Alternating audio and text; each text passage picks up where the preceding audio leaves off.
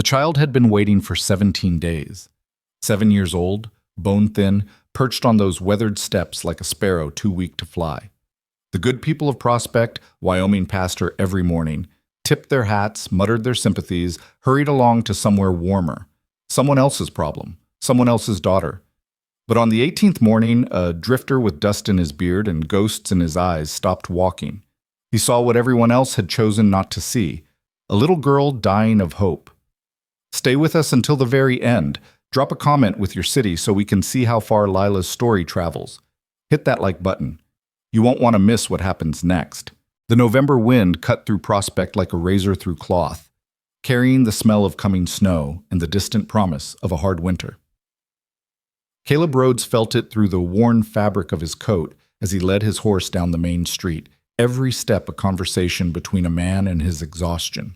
He'd been riding for 3 weeks straight, working his way through the scattered towns of southern Wyoming, picking up jobs that lasted days instead of weeks, never staying long enough for anyone to ask questions he didn't want to answer. Ranch hand, horse breaker, sometimes just an extra pair of hands for loading freight or mending fence. The work was honest, even if the running wasn't.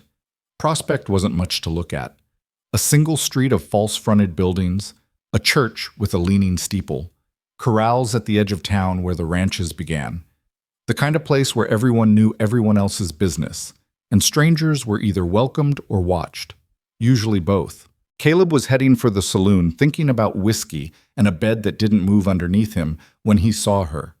A child, small, sitting on the steps of Brennan's General Store, with her knees pulled up to her chest and her arms wrapped around them like she was holding herself together.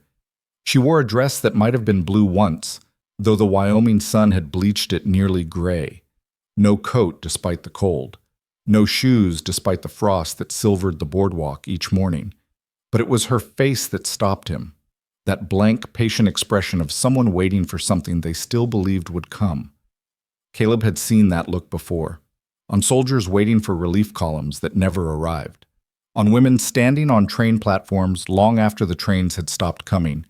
It was the look of hope that hadn't yet learned it was foolish. He tied his horse to the rail and climbed the 3 steps to where she sat. Up close he could see how thin she was, wrists like bird bones, hollows beneath her eyes, skin that hadn't seen enough sun or food for far too long.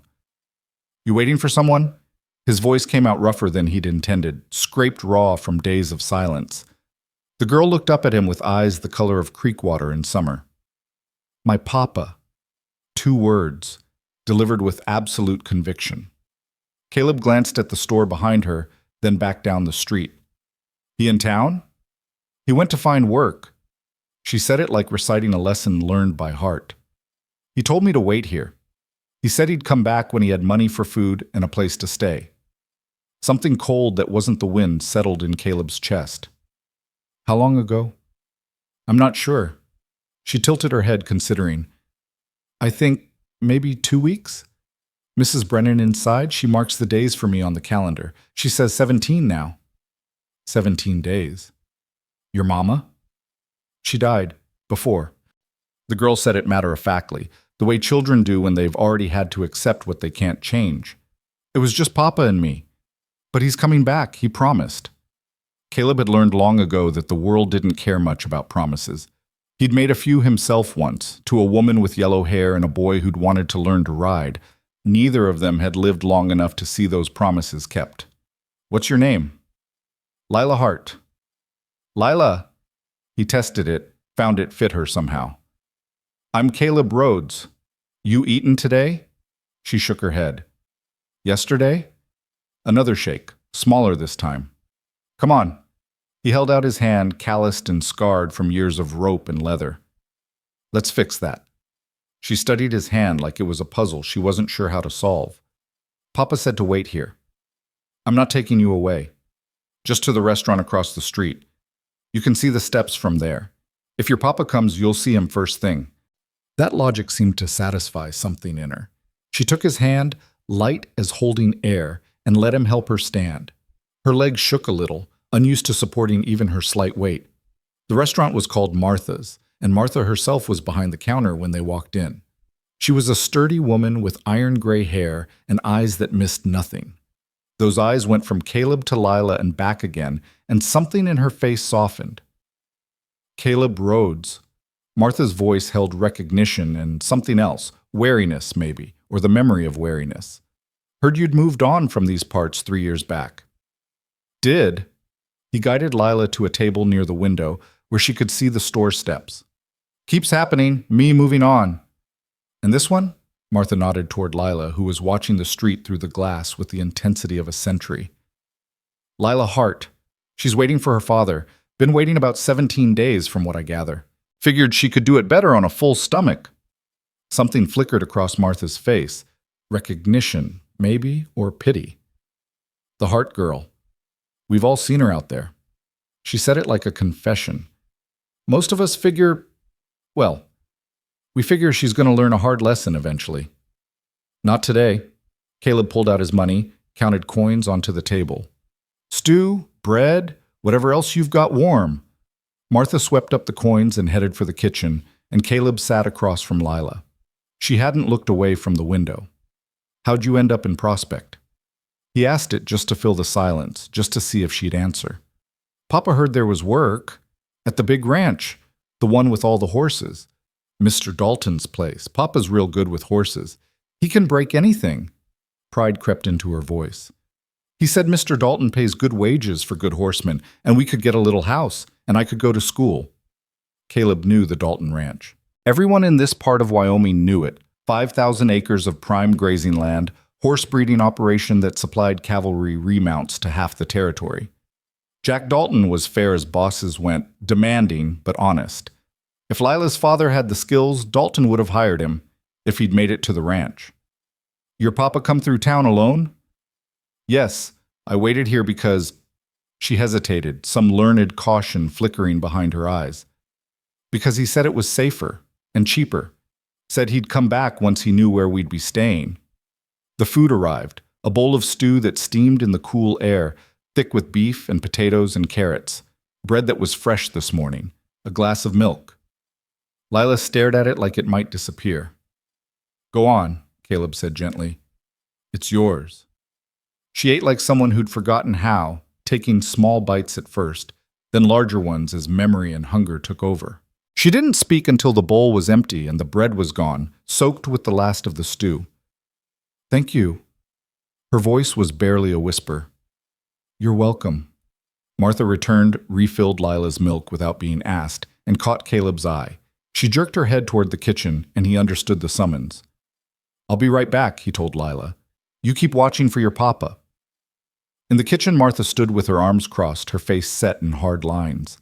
That child's been out there for over 2 weeks, Caleb. Everyone in town knows it. Brennan lets her sleep in his stockroom when it gets too cold, gives her scraps when his wife isn't watching. But he won't take her in, won't take responsibility. Why not? Because if he does, if any of us do, then we're saying her father's not coming back. And maybe, Martha's voice dropped, maybe we're not ready to say that yet, because saying it means we have to figure out what to do with her. She's 7 years old. I know how old she is. I also know there's not an orphanage within 200 miles, and the few families with enough to share have enough troubles of their own. Martha's expression was a mixture of frustration and grief.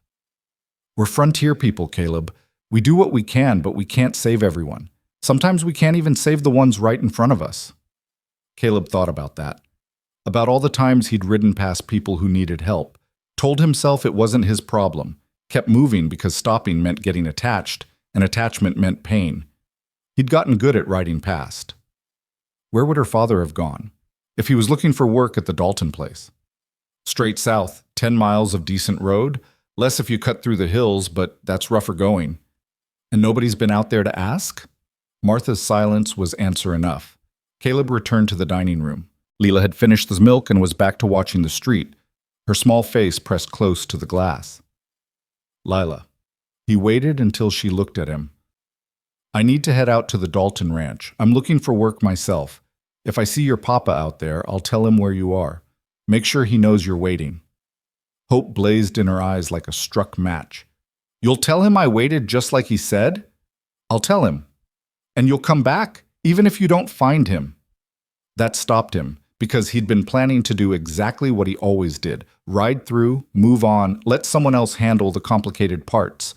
But there was something in her face, in those creekwater eyes, that wouldn't let him lie.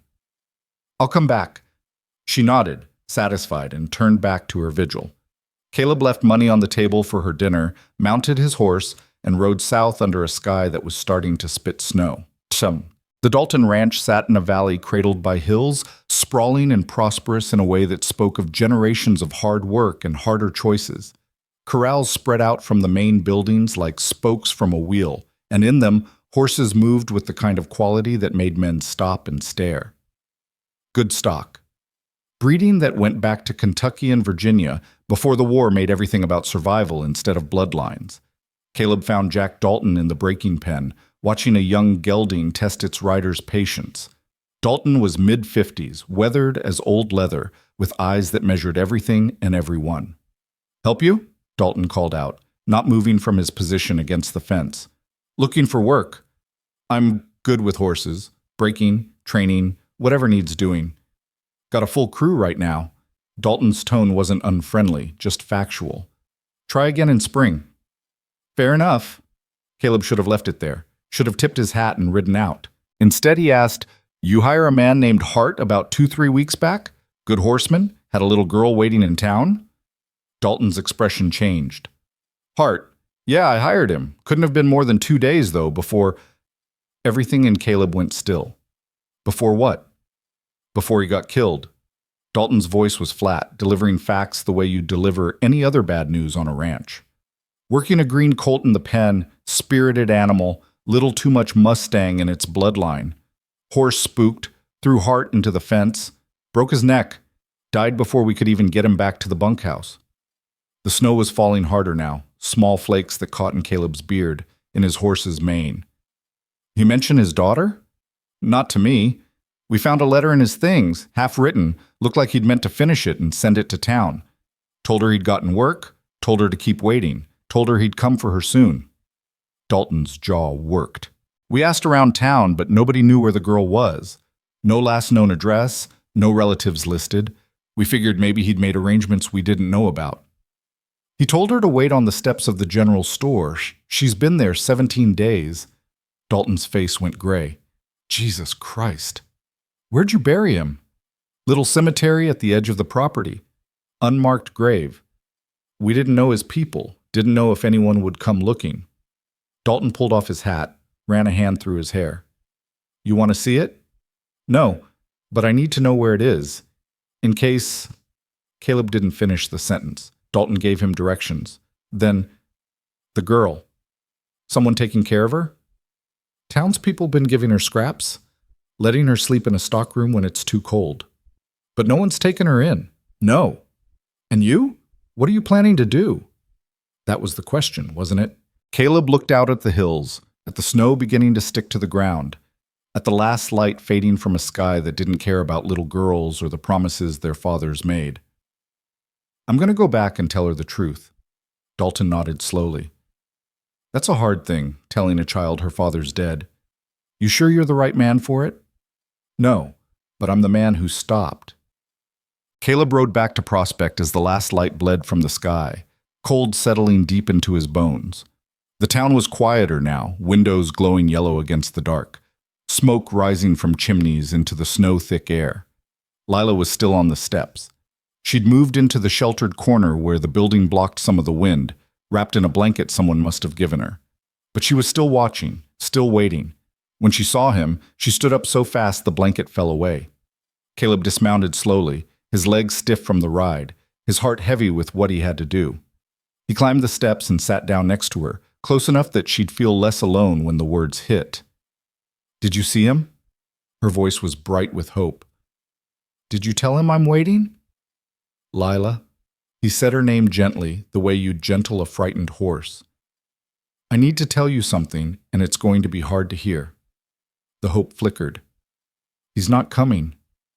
"No, honey, he's not." "He found a job somewhere else, somewhere farther away?"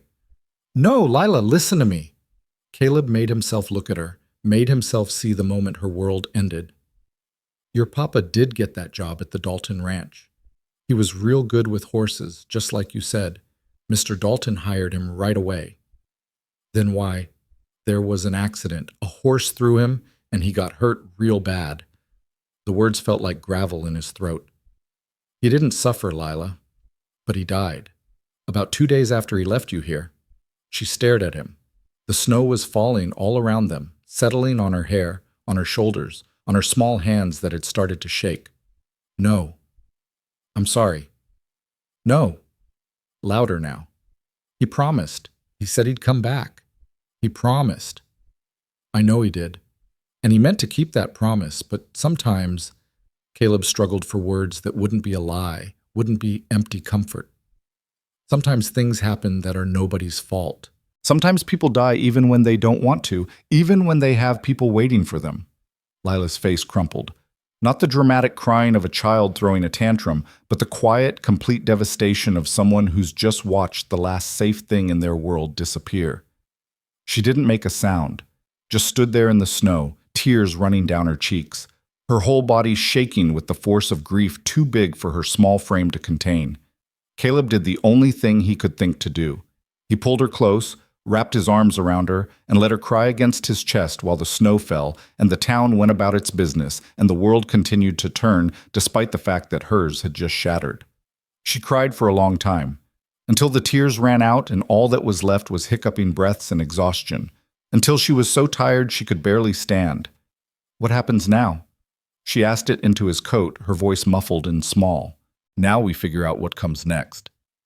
Will they send me away? Maybe. I don't know yet. He pulled back enough to see her face. But not tonight. Tonight, we're going to get you somewhere warm, and tomorrow we'll sort out the rest. Martha took them both in without question. She had a small room above the restaurant, barely more than a closet with a bed and a washstand. But it was warm and dry, and it was somewhere other than those steps. Lila sat on the edge of the bed while Martha brought hot water and clean cloths. She submitted to having her face washed, her hair brushed, her feet cleaned and checked for frostbite. She was silent through all of it, something broken inside her that had been holding her together all these days. When Martha left them alone, Caleb pulled up the room's only chair and sat where Lila could see him. You should sleep. I'm not tired. You're exhausted. If I sleep, I'll wake up and remember, and I'll have to feel it all over again. Her voice was matter-of-fact, adult, in a way that made Caleb's chest ache. That's true. But you're going to have to feel it eventually. Did your parents die? The question caught him off guard. My mother did. When I was about your age, my father, later, when I was grown. Did it stop hurting? Caleb thought about that, about his mother's grave in Missouri, his father's in Texas, his wife and son in Kansas, about the way grief changed but never really left, just learned to live quiet in the corners of your heart. It stops hurting sharp. Eventually it just hurts dull, like an old injury that aches when it rains. Will I stop missing him? No, but you'll learn to carry it. She nodded, accepting this with the same resignation she'd accepted everything else. Then, so quietly, he almost missed it. I don't want to be alone. You're not alone right now. But tomorrow, when you leave? I'm not leaving tomorrow. Her head came up. You're not? No. I figure I'll stick around a few days, make sure you're settled, make sure someone's looking after you proper. Something that wasn't quite hope flickered in her face. Why? Because I stopped, he thought. Because I saw you and I can't unsee you. Because running from attachment only works if you don't stop long enough to let it catch you. Because someone should, he said instead. She studied him with those creek-water eyes, measuring, weighing.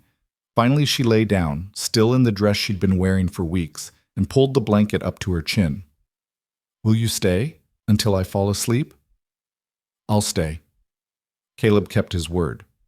He sat in that chair while Lila's breathing deepened and slowed, while the snow continued to fall outside, while the town settled into winter sleep. He sat there and thought about the promises people make, about the weight of showing up when it would be easier to walk away, about a little girl who'd learned the hardest lesson at 7 years old, that waiting doesn't guarantee anything except more waiting. And he thought about what came next. Because staying a few days was one thing, but after that, After the town figured out what to do with one more orphan child in a territory full of them? He was still thinking when he finally left that room, stepped out into the snow-bright night, and made his way to the livery where he'd stabled his horse. The old man who ran the place was still awake, mending tack by lamplight. "She gonna be all right?" the old man asked. "The Hart girl? I don't know. You gonna be the one to figure it out?" Caleb didn't answer, didn't know how to. He lay awake in the livery loft that night, listening to horses moving in their stalls below, watching snow fall through the gaps in the roof, and trying to remember the last time he'd let himself care about what happened to someone beyond the next town, the next job, the next excuse to keep moving. He couldn't remember. And that, more than anything, told him how far he'd drifted from the man he'd meant to be. Morning came cold and clear. Caleb found Lila sitting at a table in Martha's restaurant, eating scrambled eggs with the mechanical precision of someone going through motions because it's what's expected. "Morning," he said, sliding into the chair across from her. "Morning." Her voice was flat, all the life gone out of it. They ate in silence. Then Caleb said, "I need to talk to some people today. Figure out what the options are. You want to come with me or you want to stay here with Martha?" "Will you come back?" "Yes." "Then I'll stay." He left her with Martha and spent the morning moving through town, talking to everyone who might have answers. The preacher, the doctor, the school teacher, even the sheriff, a gruff man named Hoskins who'd been wearing the star for 20 years. The answers were all the same. There was no good solution. The nearest orphanage was in Cheyenne, 300 miles east. Getting her there would mean putting her on a train or a stage, sending her off alone to a place full of strangers. A few families might take her in temporarily, but none had the means or desire for permanent adoption. Too many mouths to feed already. Too much work just surviving the winters. "Best thing might be to send her east," Hoskins said, leaning back in his chair. "There's church organizations back in Boston, New York, places like that. They take in orphans, find families for them." "You mean ship her off to strangers who want cheap labor disguised as charity?"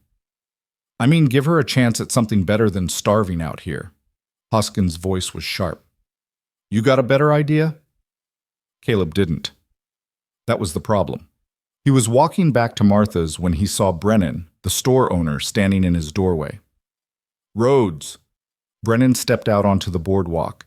He was a thin man, balding, with the pinched look of someone who counted pennies twice. "Heard you've been asking around about the Hart girl." "Word travels. Always does. Look, I know how it seems. Her sitting out there all that time, us not taking her in. But you gotta understand, we're not equipped for children. My wife's health ain't good, and business is tight. We couldn't afford—" "Save it." Caleb kept walking. "Wait." Brennan caught his arm. "I'm not a heartless man. I let her sleep in my stockroom. I gave her food when I could. But taking on a child, making it official, that's different. That's permanent. And permanent requires resources we don't have." Caleb looked at Brennan's hand on his arm until the store owner let go. "She's 7 years old. She spent 17 days waiting on your steps for a father who is already dead. You gave her scraps. Congratulations on your generosity." He left Brennan standing there and continued toward the restaurant. But the man's words stuck with him. Permanent requires resources. That was the truth of it, wasn't it? Taking on a child meant money, stability, a place to call home. It meant staying in one place long enough to build something. And Caleb had spent the last 3 years making sure he never stayed anywhere long enough to build anything. At Martha's, Lila was helping wash dishes, standing on a stool to reach the basin, her small hands red from the hot water. "She insisted," Martha said quietly when Caleb walked in. "Said if she was going to stay here, she ought to earn her keep. She's 7. She's also got more sense of responsibility than half the adults in this town." Martha's voice was tight with something that might have been anger or might have been grief. "What'd you find out?" "Nothing good." They stepped into the kitchen where Lila couldn't hear. Caleb laid out the options. Cheyenne Orphanage, Eastern Church programs, temporary fostering until something permanent could be arranged. Martha listened, then shook her head. "She won't last in an orphanage. She's too quiet, too easy to overlook. And those Eastern programs, half the time the children end up as unpaid labor on farms or in factories. I've seen how that goes." So what's the alternative? Someone takes her in, really takes her in, adopts her legal and proper. Who? You've talked to the same people I have. Nobody's stepping up. Martha looked at him for a long moment. Maybe they're waiting to see if you will.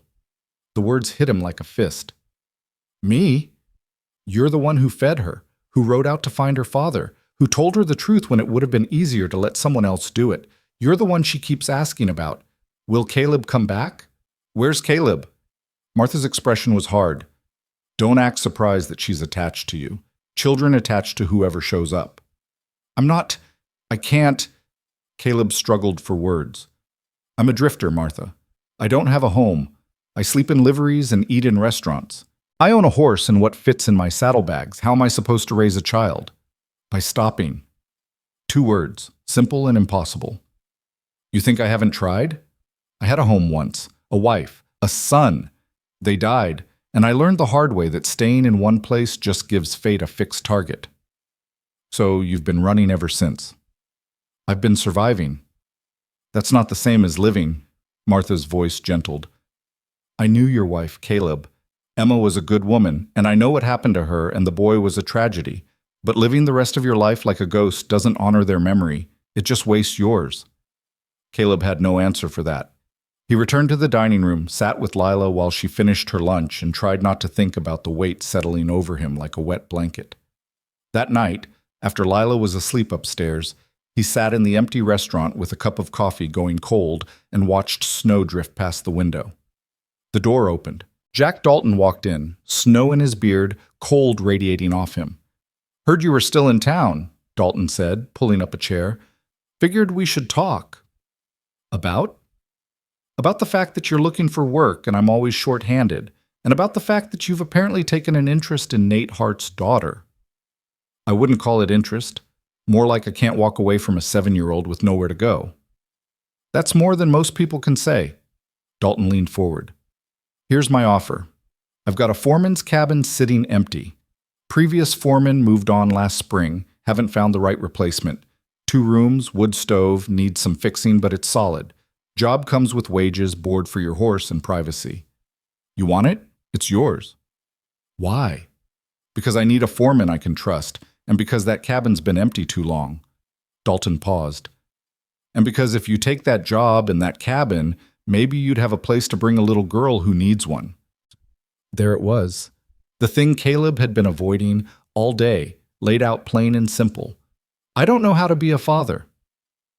Neither did most of us when we started, but we figured it out. Dalton stood. Think about it. I need an answer by tomorrow. After that, I'll be offering it to someone else. He left. Caleb sat alone in the dark, coffee cold, snow falling, and thought about all the ways this could go wrong. Thought about Emma and the boy, about the fever that took them both in less than a week. Thought about graves in Kansas and the promise he'd made himself that he'd never let himself care that much again. Thought about a little girl upstairs who'd already learned that promises don't guarantee anything. And he thought about what Martha said. Children attached to whoever shows up. Maybe that was the truth of it. Maybe being a parent wasn't about being perfect or fearless or having all the answers.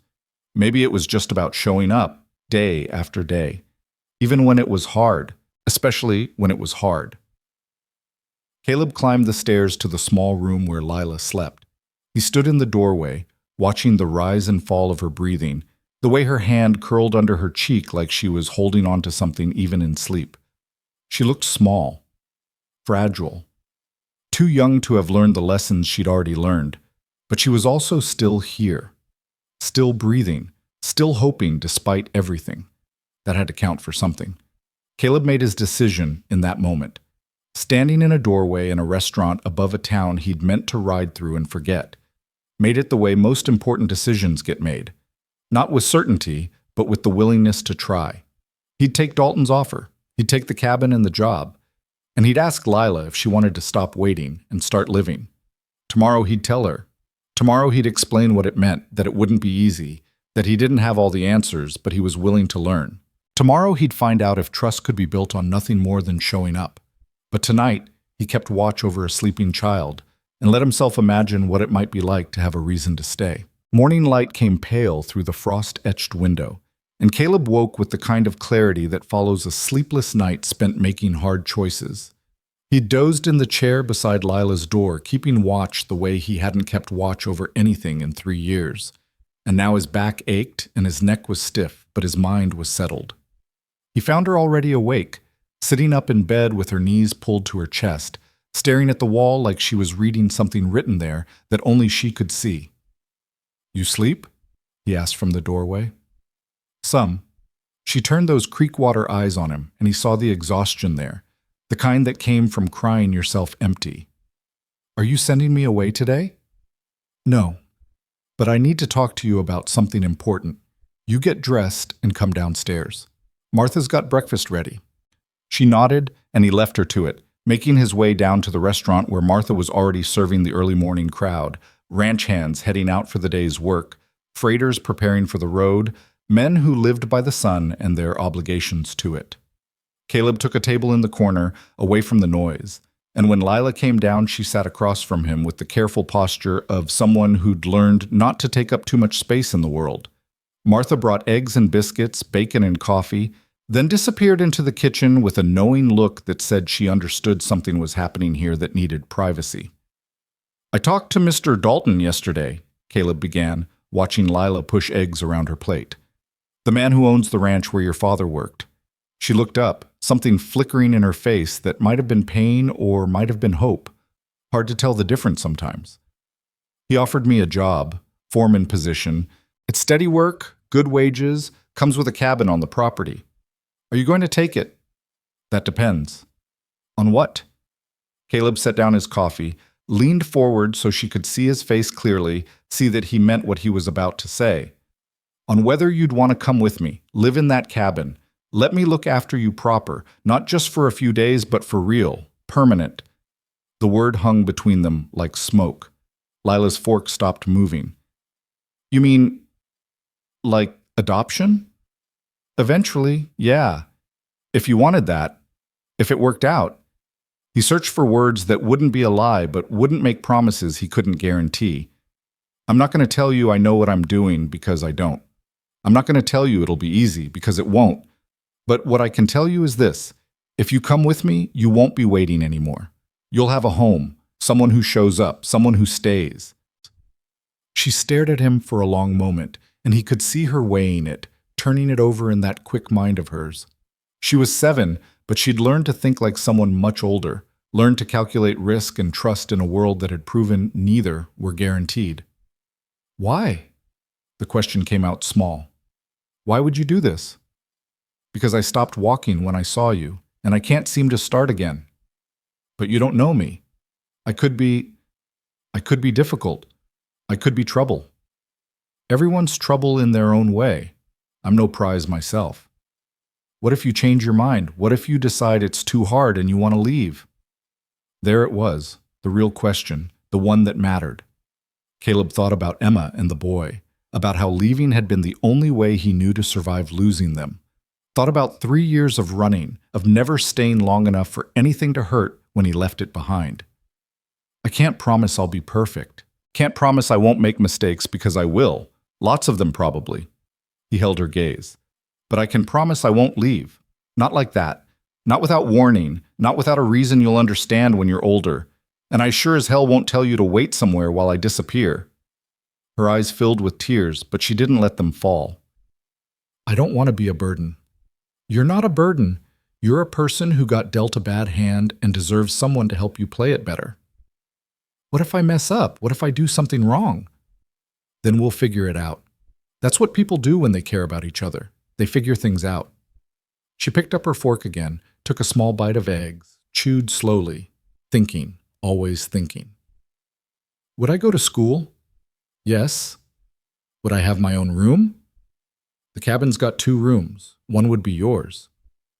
"Would you teach me things, like my papa did?" Something in Caleb's chest twisted. "What kind of things did your papa teach you?" "About horses. How to tell if they're scared or sick. How to talk to them so they trust you." Her voice went soft with memory. "He said, horses are like people. They remember who's kind and who's not." "Then yeah, I'll teach you about horses. And probably some other things too, whether you want to learn them or not. Almost a smile. Just the shadow of one. But it was there. Can I think about it? Of course. Take all the time you need. But she didn't need time. She set down her fork, wiped her hands on her napkin, and said, I want to come with you. I want to stop waiting. Caleb felt something shift inside him, some door he'd kept locked for 3 years swinging open just a crack. Not all the way. Not yet. But enough to let in a sliver of light.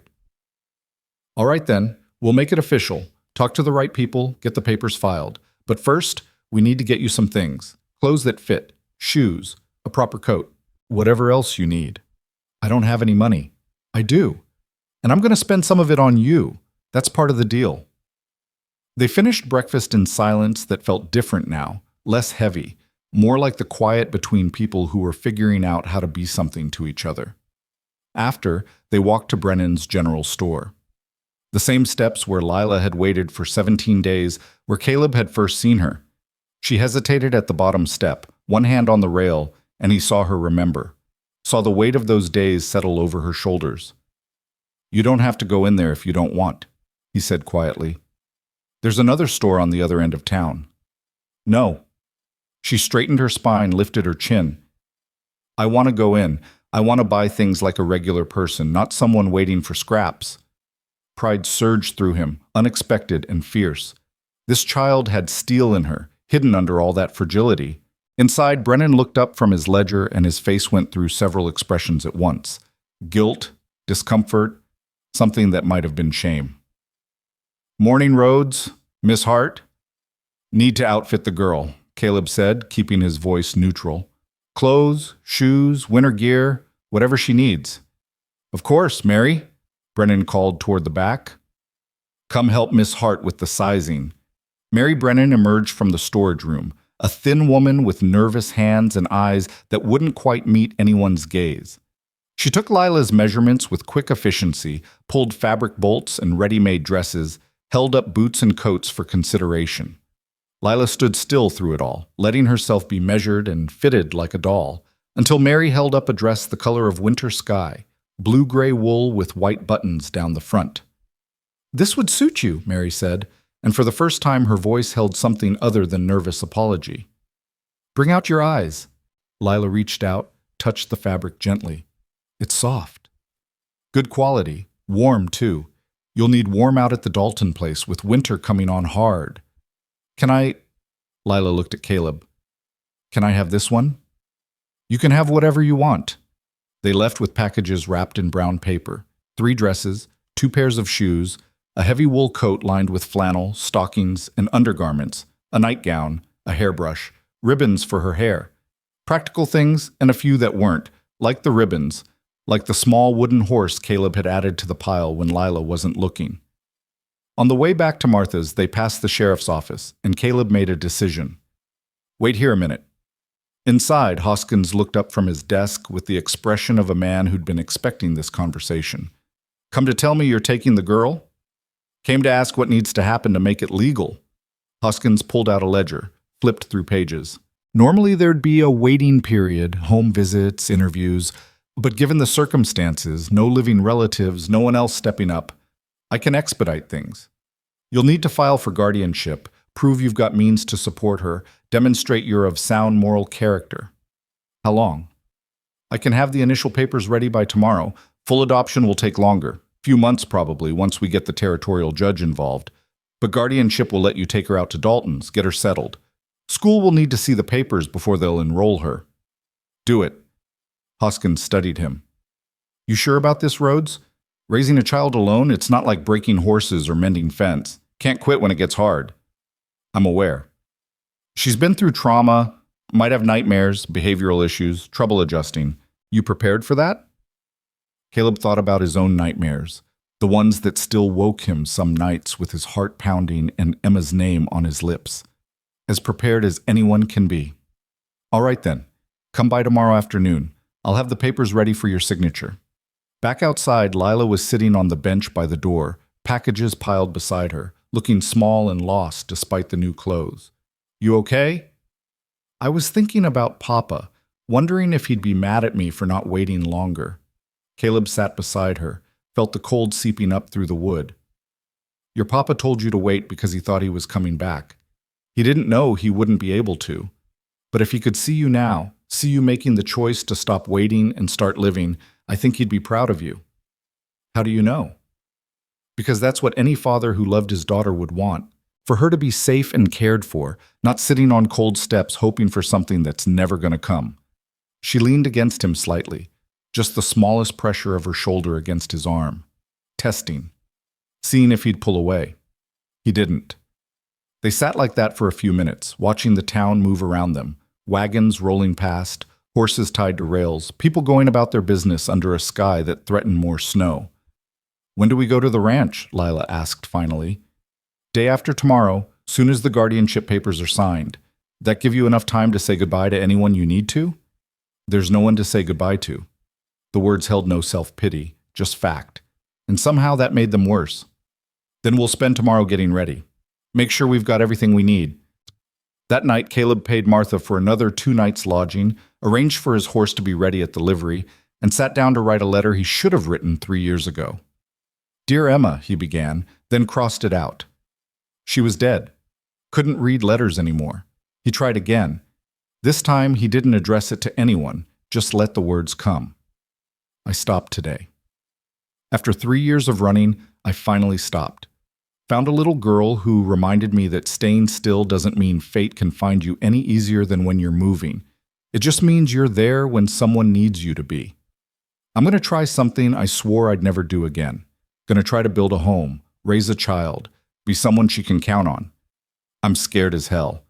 But I figure being scared and doing it anyway counts for something. I hope you'd understand. Hope you'd approve. Hope you're somewhere better than dusty Kansas dirt, and that you know I haven't forgotten you. Never could. But maybe I can stop running from your memory and start living with it instead.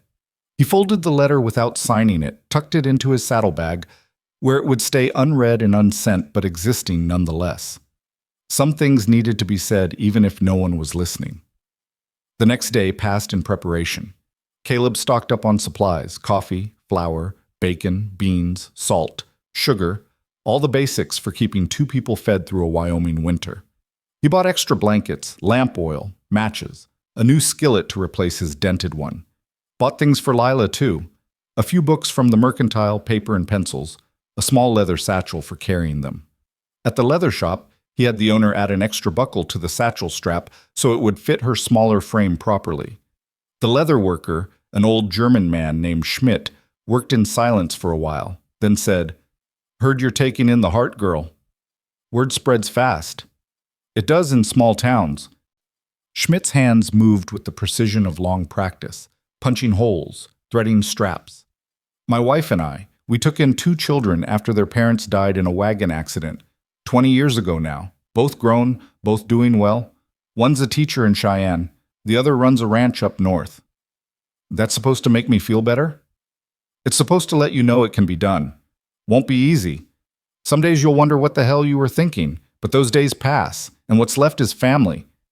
Schmidt held up the satchel, inspected his work. This should fit her now, and for the next few years. Leather stretches, kids grow, both work out in the end if you're patient. Caleb paid and left with the satchel, with Schmidt's words settling into the spaces where doubt had been living. At the sheriff's office, Hoskins had the papers ready. Temporary guardianship documents that made Caleb legally responsible for Lila's care and welfare. He signed them with his hand steady, printing his name in the spaces provided, dating them December 2nd, 1883, making it official, making it real. You're doing a good thing, Hoskins said, blotting the signatures. Not many would. Not sure it's about good or not. Just about doing what needs doing. That's usually what good is. Hoskins filed the papers, gave Caleb copies. She starts school after the new year. I'll send word to the teacher out at Dalton's. Let her know to expect Lila. There's a school out there? Small one. Serves the ranch families in the area. Miss Caroline Pritchard runs it. She's strict but fair. She'll do right by the girl. One more thing to worry about. One more thing Caleb had no experience with. He'd never been much for schooling himself, learned to read and write and cipher from his mother, learned everything else from life and hard work, but Lila would have better. would have education and opportunity and a chance to be more than just someone's ranch hand or someone's wife. He walked back to Martha's feeling the weight of those papers in his coat pocket, feeling the weight of everything they represented. Lila was upstairs packing her new things into a canvas bag Martha had given her. She folded each piece of clothing carefully, precisely, like they were precious things that might break if handled roughly. "You ready?" Caleb asked from the doorway. "I think so." She looked around the small room, at the bed where she'd slept for 3 nights, at the window that looked out over the town. "It's strange. I've only been here a few days, but it feels like longer." "That's because everything changed while you were here. Time moves different when you're waiting for your life to start." "Is that what I've been doing? Waiting for my life to start?" "Maybe. But starting tomorrow, you'll be living it instead." She smiled at that, a real smile that reached her eyes and made her look like what she was, a 7-year-old child instead of someone who'd learned to carry burdens too heavy for her size. That evening, Martha made them a special dinner: roast chicken, potatoes, gravy, pie made with the last of the fall apples. She served it at the big table in the back, away from the regular customers, and sat with them while they ate. "You'll come visit?" Lila asked Martha, and there was something in her voice that said she was already learning to hold on loosely to people, already expecting them to disappear. "I will. The ranch isn't far, and when the weather's good, maybe Caleb will bring you to town sometimes. You can tell me about school, about the horses, about everything that's happening. You promise?" Martha glanced at Caleb, something unspoken passing between them, then back to Lila. "I promise, and I keep my promises." After dinner, after Lila had gone upstairs to sleep, Martha poured Caleb more coffee and sat across from him in the empty restaurant. "You scared?" "Terrified." "Good. Means you understand what you're taking on." She wrapped her hands around her own cup, steam rising into the lamplight. "I knew your wife, you know, Emma. She used to come through here sometimes, before you two moved to Kansas. Sweet woman. Kind heart." "She was." "And your boy? What was his name?" "Thomas." "Tommy." Caleb's throat tightened. He was 4 when the fever took him, still believed in everything good, still thought his papa could fix anything. "I'm sorry. That kind of loss, it changes a person." "It did." Caleb stared into his coffee like it held answers. "Made me into someone who couldn't stay still, couldn't risk caring that much again. Figured if I kept moving, kept everything temporary, I couldn't lose anything that mattered. And now? Now I'm volunteering to care about someone again. Someone who's already lost her whole world. Someone who needs me to be strong when I don't feel strong. To be steady when I don't feel steady. To be there when every instinct I've got tells me to run." Martha reached across the table, put her hand over his. Her skin was warm, work-roughened, real. "Caleb Rhodes, you listen to me. You've been running from ghosts for 3 years. Maybe it's time to stop and face them. Not because you've forgotten Emma and Tommy, but because they'd want you to live. Really live, not just exist. How do you know what they'd want?" "Because I knew Emma, and I know that woman loved you enough to want you happy, even if she couldn't be here to see it." Martha squeezed his hand once, then let go. "That little girl upstairs, she needs someone who understands loss. Someone who knows what it's like to have the ground fall out from under you. You're not perfect, but maybe you're exactly what she needs, and maybe she's exactly what you need too." Caleb didn't answer. Couldn't. But he thought about Martha's words long into the night, thought about them while he lay in the livery loft and listened to winter wind howl through the gaps in the walls. Maybe she was right. Maybe this was about more than just saving Lila. Maybe it was about saving himself too. The next morning dawned clear and cold, the kind of cold that made breath hang in the air and frost-etched patterns on every surface. Caleb loaded their things onto his horse, his own gear, Lila's new belongings, supplies for the cabin. Not much to show for 2 lives starting over, but it was enough. Lila came down dressed in her new blue-gray dress, the wool coat buttoned up against the cold, her hair brushed and tied back with one of the ribbons. She looked different, not just cleaner or better fed, but more solid somehow, more present. "Ready?" he asked. She took a deep breath, looked back at the restaurant, at the store across the street, at the steps where she'd waited. Then she turned to him and nodded. Ready. They said goodbye to Martha, who hugged Lila tight and slipped something into her coat pocket, a folded piece of paper that Lila would find later, a note that said simply, "You're braver than you know." They walked through town one last time, past the church, past the sheriff's office, past the livery where Caleb's horse waited, saddled and ready. At the edge of town, Lila stopped and looked back. "You okay?" Caleb asked.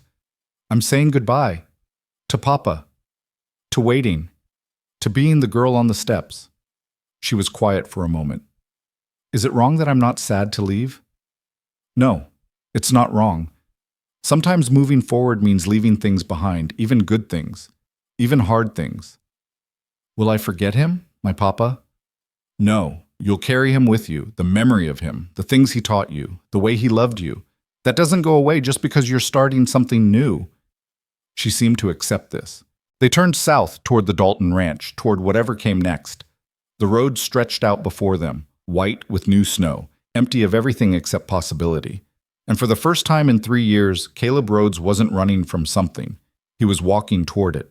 The 10 miles to the Dalton Ranch passed in silence, broken only by the crunch of snow under hooves and the occasional call of a crow from the bare cottonwoods lining the creek.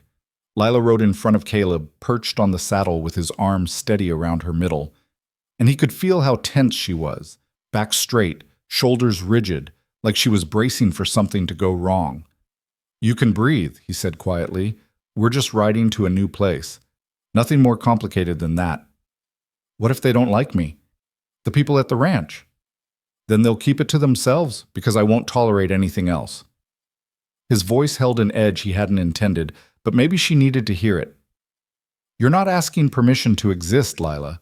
You're not on trial. You're just a kid who deserves a chance, and anyone who's got a problem with that can answer to me." She relaxed a fraction, leaning back against him slightly. "My papa used to say things like that. When other kids were mean about my clothes being old or about us not having a house, he'd say I was worth 10 of them, and they just didn't know it yet. Your papa was right." The ranch appeared gradually as they crested the final hill, first the smoke from chimneys, then the roof lines, then the whole sprawling operation laid out in the valley below. Corrals and barns, bunkhouse and main house, storage sheds and workshops, all arranged with the kind of order that came from years of careful planning. And beyond it all, horses, dozens of them, maybe hundreds, moving through the winter pastures like dark water flowing. Lila sucked in a breath. "There's so many." Dalton runs one of the biggest breeding operations in the territory. Supplies cavalry mounts, ranch horses, coach teams. If it's got 4 legs and can carry a rider, chances are he's bred something like it. They rode down into the yard and dismounted near the main barn. Jack Dalton emerged from the building, brushing hay dust from his coat, and his weathered face creased into something that might have been approval. "Rhodes, glad you came to your senses." His gaze shifted to Lila and his expression gentled.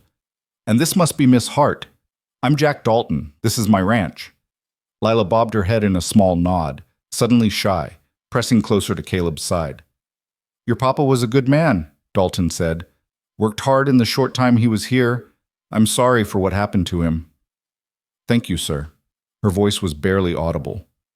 "The foreman's cabin is just past the bunkhouse. Been aired out and swept, but it needs provisioning. My wife, Sarah, will want to meet you both, help get things settled. She's up at the main house." Dalton paused, studying them. "This is good work you're doing, Rhodes. The girl deserves better than what she had. We'll see if I can provide it." "You will, or you wouldn't be here." Dalton pointed them toward a small log structure set back from the main buildings, nestled against a stand of pines that blocked the worst of the north wind. It was modest, 2 rooms at most, judging from the chimney placement, but it was solid, well-built, with a covered porch and shuttered windows that spoke of someone's care in the construction. They approached on foot, leading the horse, and Caleb felt Lila's hand slip into his. Small fingers, cold despite her gloves, gripping tight. "It's going to be all right," he said. "How do you know?" "I don't. But we're going to make it all right anyway." The cabin's interior smelled of wood smoke and pine, cold but not damp, with light filtering through gaps in the shutters to stripe the plank floor. One room held a stone fireplace, a table with 2 chairs, rough shelves along one wall, and a window that looked out toward the horse pastures. The other room was smaller, just big enough for a bed and a trunk, with pegs on the wall for hanging clothes. Lila stood in the main room, turning slowly, taking it all in. Which room is mine? The small one. More privacy that way. I'll sleep out here on a cot. You don't have to do that. You could have the bedroom. You're the one who needs walls and a door. I'm fine with open space. He moved to the fireplace, checked the flue, found it clear. Let's get a fire going. Warm this place up before we freeze. Within an hour, they had heat, had their supplies unpacked and shelved, had the beds made up with the blankets Martha had sent with them. Sarah Dalton arrived with a basket of food: fresh bread, butter, jam, cold chicken, a jar of pickles, a pie that was still warm from her oven. She was a handsome woman in her 50s, with silver threading through her dark hair and eyes that assessed everything with shrewd kindness. "Welcome to the ranch," she said, setting the basket on the table. "I know this is all new and probably overwhelming, but Jack and I want you to know you're not alone out here. Anything you need, you ask. Especially you, Lila. A growing girl needs proper feeding, and I suspect you haven't been getting it." Lila glanced at Caleb, uncertain how to respond, and he gave her a small nod. Permission to accept kindness. "Thank you, ma'am," Lila said softly. "None of that ma'am business. You call me Sarah." She crouched down to Lila's level, which took some doing with her skirts, and smiled. "I raised 3 boys on this ranch, and I always wanted a daughter. Never got one, but maybe you'll let me fuss over you a bit. Make sure you've got what you need." "I'd like that." "Good. Now, there's a school about 2 miles east of here. Small building, serves maybe 15 children from the surrounding ranches. Miss Pritchard runs it. She's particular about attendance and comportment, but she's a fine teacher. You'll start after the new year once things are official with the guardianship papers." Sarah stood, brushed off her skirts. "In the meantime, you settle in, rest, let yourself be a child for a bit." After she left, Caleb and Lila ate in silence, too tired for conversation, too overwhelmed by the newness of everything. The cabin was warming slowly, the fire beginning to push back the cold that had settled into the walls during the months of vacancy. "What do we do now?" Lila asked, pushing pie crumbs around her plate. "Now we figure out how to live here. Tomorrow I start work with the horses, and you start figuring out how to occupy yourself without getting into trouble."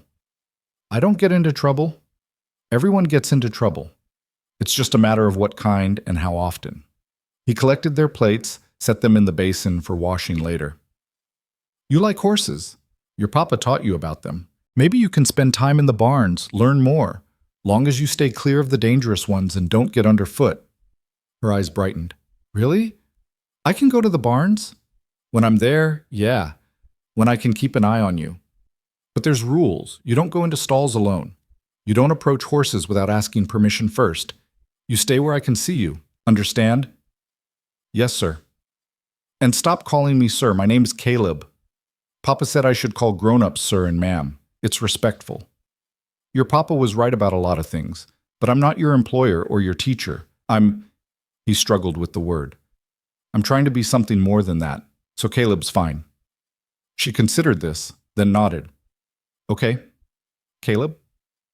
That night, after Lila had gone to bed in her small room with the door left open a crack, her request, not his, Caleb sat by the fire and tried to reckon with what he'd done. 24 hours ago, he'd been a man with no ties, no obligations beyond his next meal and his horse's next shoeing. Now he was responsible for another human being, one who looked at him with trust he wasn't sure he'd earned and expectations he wasn't sure he could meet. The fire popped, sending sparks up the chimney, and he thought about Emma. Wondered what she'd make of this. She'd always wanted more children after Tommy. Always talked about a house full of laughter and noise and small bodies underfoot. But the fever had taken that dream along with everything else, and Caleb had convinced himself he was done with dreams that required staying in one place. Yet here he was, in a foreman's cabin on a Wyoming ranch, with a 7-year-old girl sleeping in the next room and a job that demanded he show up tomorrow and every day after. He must have dozed, because when he opened his eyes, the fire had burned low and the cabin was full of shadows. A sound had woken him, small, muffled, coming from Lila's room. He moved quietly to her door, eased it open. She was curled on her side, blankets tangled around her legs, making small, distressed noises in her sleep. Nightmare.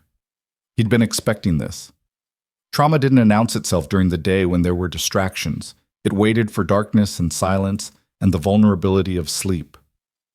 Lila. He kept his voice low, gentle. Wake up. You're dreaming. She came awake with a gasp, sitting up so fast she nearly fell out of bed. In the dim light from the main room's dying fire, he could see her eyes were wide and unfocused, still half caught in whatever she'd been dreaming. It's okay. You're safe. You're in the cabin, remember? Papa, her voice broke. I dreamed he was calling me. Said he was sorry for making me wait so long. Said he tried to come back but couldn't find me. Caleb sat on the edge of her bed, careful to move slowly, to give her space to refuse if she wanted. It was just a dream. Your papa knew where you were. He'd have come back if he could have. I know. But in the dream I kept running, trying to find him, and the town kept getting bigger and I couldn't remember which steps I was supposed to wait on. Tears spilled over, tracking down her cheeks. What if I forget? What if I forget what he looked like, or how his voice sounded, or the things he taught me? You won't forget. Not the important parts. Caleb found himself reaching out, smoothing her hair back from her face the way he used to do with Tommy. Memory's funny. It holds on to what matters. The feeling of being loved, the sound of someone's laugh, the way they made you feel safe, that doesn't go away even if some of the details get fuzzy. Do you remember your little boy, Tommy? The question caught him unprepared. Yeah, I remember him. Do you still miss him? Every day. Does it get easier? Caleb thought about lying, about offering comfort that was false but kind. But Lila had earned honesty from him, had earned the truth even when it hurt. It gets different. The sharp edges wear down. You learn to carry it instead of it carrying you. He paused. But no, it doesn't get easier. You just get stronger. She was quiet for a moment, absorbing this. Then, can you stay? Just until I fall asleep again? Of course. He settled into the chair by her bed, ancient thing that creaked under his weight, and watched while she burrowed back under the blankets. Her breathing gradually slowed, deepened, but it was a long time before she truly slept.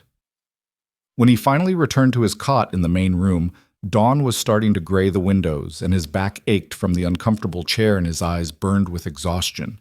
But there was something else too, a strange, fragile sense of purpose that he hadn't felt in years. The next morning came too early and too cold. Caleb woke to frost on the inside of the windows and a fire that had died to embers. He rebuilt it quickly, got coffee going, and was frying eggs when Lila emerged from her room, hair tangled from sleep, still wearing the nightgown Martha had insisted she needed. Morning, he said. Morning. She moved to the fire, held her hands out to warm them. What time is it? Early. Sun's not full up yet, but ranch work starts with the light, so we'd better get used to it. They ate quickly, dressed warmly, and headed out into the morning. The ranch was already alive with activity. Men moving between buildings, horses calling from the corrals, smoke rising from the bunkhouse chimney. Caleb felt Lila press closer to his side as they walked, overwhelmed by the noise and movement. Dalton found them at the main barn, where a young gelding was being cross-tied for shoeing. Rhodes, good timing. This is Sam Miller, my head farrier. Sam, this is Caleb Rhodes, your new foreman, and Miss Lila Hart. Sam was a compact man with massive forearms and a face that had seen its share of fights. He nodded to Caleb, then surprised everyone by crouching down to address Lila directly. You know anything about horses, Miss Hart? A little. My papa taught me. Good.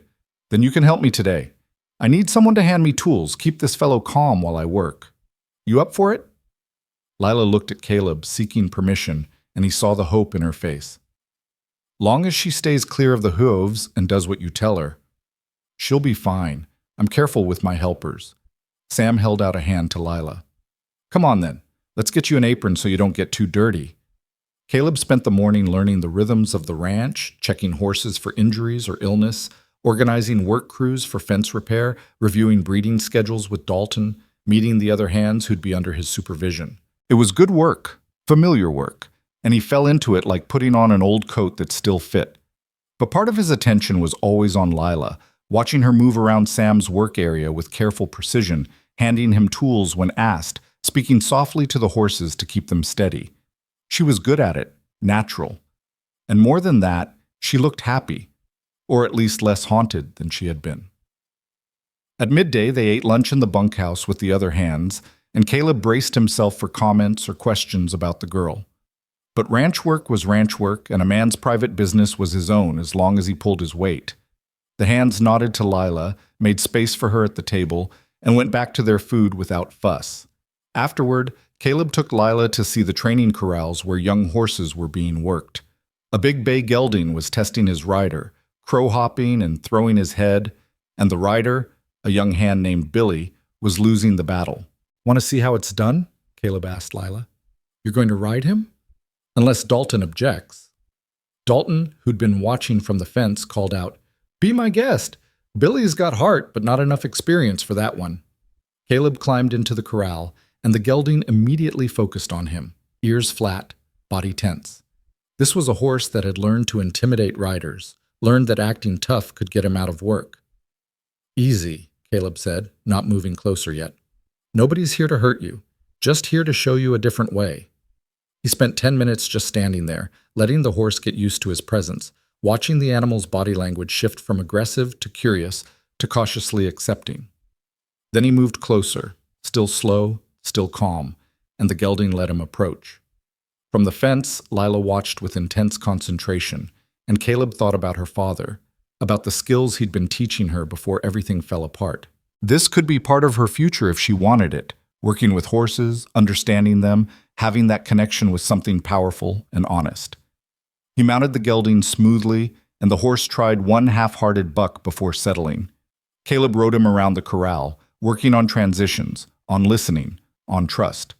By the end of 30 minutes, the gelding was moving calmly, ears forward, responsive to the lightest pressure.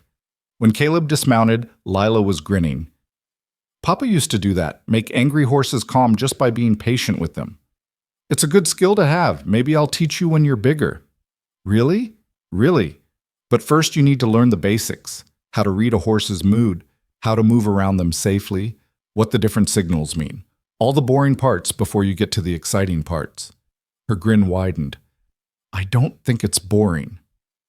Over the next several days, they settled into a rhythm. Caleb worked with the horses while Lila shadowed Sam in the forge, learning the names of tools and the basics of hoof care. In the evenings, they returned to the cabin where Caleb taught her to cook simple meals, and she taught him that 7-year-olds asked approximately 1,000 questions per hour. Why do horses sleep standing up? So they can run if predators come. It's instinct from when they were wild. Why don't we sleep standing up? Because we're not prey animals and we'd fall over. Why do some horses have white feet and some don't? Genetics. Same reason some people have blue eyes and some have brown. Why are your eyes brown? Because my parents had brown eyes. What happened to your parents? That question stopped him. He was stirring stew at the stove and his hand went still, the wooden spoon dripping back into the pot. My mother died when I was young, cholera. My father died a few years back, just old age and hard living. Do you miss them? Yeah, some days more than others. Is that why you understand? About missing people who are gone? He turned to look at her, this small girl with creekwater eyes who saw more than most adults. Yeah, that's why I understand. On Sunday, they rode into town for church, which Caleb hadn't attended in 3 years, but which Sarah Dalton had gently insisted would be good for Lila's integration into the community.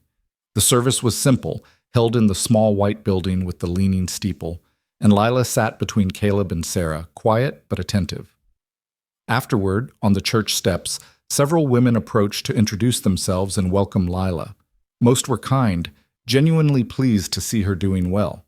But Mrs. Patterson, a sharp-faced woman who ran the town's small library, had questions. "So you've taken her in, Mr. Rhodes? Made it official? Guardianship papers are filed. Full adoption will follow. And you're prepared to raise a young girl alone? Without a wife to provide proper feminine guidance?" Caleb felt his jaw tighten, but kept his voice level. "I'm prepared to provide food, shelter, safety, and care. If that's not proper enough for you, Mrs. Patterson, I'm not sure what would be. I merely think a child needs a mother's influence. What she needs is someone who won't let her starve on store steps. His tone went hard. What she needs is a home. And if you're so concerned about feminine guidance, maybe you could have offered some when she was sleeping in stockrooms and begging for scraps. Mrs. Patterson's face went red. Before she could respond, Sarah stepped smoothly between them. Mrs. Patterson, perhaps you'd like to contribute to Lila's education? I'm sure Miss Pritchard would welcome donations of books or supplies for the school. She smiled, all graciousness hiding steel. We can always use community support for our children's learning. Somehow Sarah managed to diffuse the tension and herd Mrs. Patterson away, leaving Caleb standing there with Lila's hand tight in his. I'm sorry, Lila whispered. I don't want to cause trouble. You didn't cause anything. Some people just can't mind their own business. He squeezed her hand gently. And for what it's worth, I think you're doing fine without any particular feminine guidance. You're smart, you're kind, you work hard. That's what matters. But what if she's right? What if I need things you can't teach me? Then we'll figure it out. That's what Sarah's for, what Martha's for, what any woman in this town who's got half a brain is for. He crouched down to her level, there on the church steps where half the town could see. Listen to me, Lila. Nobody knows everything about raising children. Not mothers, not fathers, not anyone. We all just do our best and hope it's enough. And my best includes making sure you know you're wanted, you're safe, and you've got someone who's not going anywhere. That's more than most kids get. She threw her arms around his neck, sudden and fierce, and he caught her awkwardly, feeling the eyes of the town on them, and not caring. Let them look. Let them judge. This child was his now, his responsibility, his chance to do something right in a world where he'd gotten too much wrong. They rode back to the ranch in comfortable silence, and that evening Lila asked if she could write a letter. To who? To Papa. I know he can't read it, but Miss Pritchard said sometimes writing things down helps. Helps you say things you couldn't say when the person was alive. Caleb pulled out paper and pencil, set her up at the table with lamplight, and retreated to give her privacy. He could hear the scratch of pencil on paper, slow and deliberate, and once he heard her sniffle, but she didn't cry. When she finished, she folded the letter carefully and brought it to him. What do I do with it? Whatever feels right. Some people keep letters like this. Some people burn them, like sending them up in smoke. It's your choice. She thought about this, then moved to the fireplace. I want to send it, so he knows. She placed the folded paper on the burning logs, and they watched it catch, curl, blacken, and disappear up the chimney in fragments of ash and sparks. Lila stood very still, hands clasped in front of her, and when the last piece had burned away, she turned to Caleb. I told him I found someone good, someone who stays. That was kind of you. It's true, though. You do stay. The simple conviction in her voice did something to him, cracked something open that he'd been keeping sealed. He pulled her into a hug, felt her small arms wrap around his waist, and allowed himself to believe that maybe, just maybe, he could do this. Could be what she needed. Could build something that lasted instead of something he'd run from when it got hard. Outside, snow began to fall again, soft and steady, covering the ranch in white silence. Inside the cabin, the fire burned warm, and Lila Hart fell asleep on Caleb's shoulder while he sat in the chair and let himself imagine a future that included more than just the next town, the next job, the next excuse to keep moving. For the first time in 3 years, Caleb Rhodes was home. Winter deepened over the ranch, bringing with it the kind of cold that made leather brittle and breath freeze in beards. The days grew shorter, the work harder, and the nights longer. But inside the foreman's cabin, something was taking root that neither Caleb nor Lila had expected. Not quite family yet, but the fragile beginning of it. The morning after Lila burned her letter, Caleb woke to find her already dressed and standing by the window, watching the pre-dawn darkness with the same intensity she'd once watched those store steps in town. "You're up early," he said, rolling off his cot with joints that protested the cold. "I couldn't sleep. I kept thinking about school starting next week." She turned from the window, and in the lamplight he could see worry etched across her small face. What if the other children don't like me? What if they know about Papa dying, about me waiting on the steps, and they think I'm strange? Caleb pulled on his boots, moved to stoke the fire back to life. Kids can be cruel sometimes. Won't lie to you about that. But they can also surprise you with their kindness. You won't know which until you give them a chance. Were you cruel when you were a child? The question made him pause. I was thoughtless, which might be worse.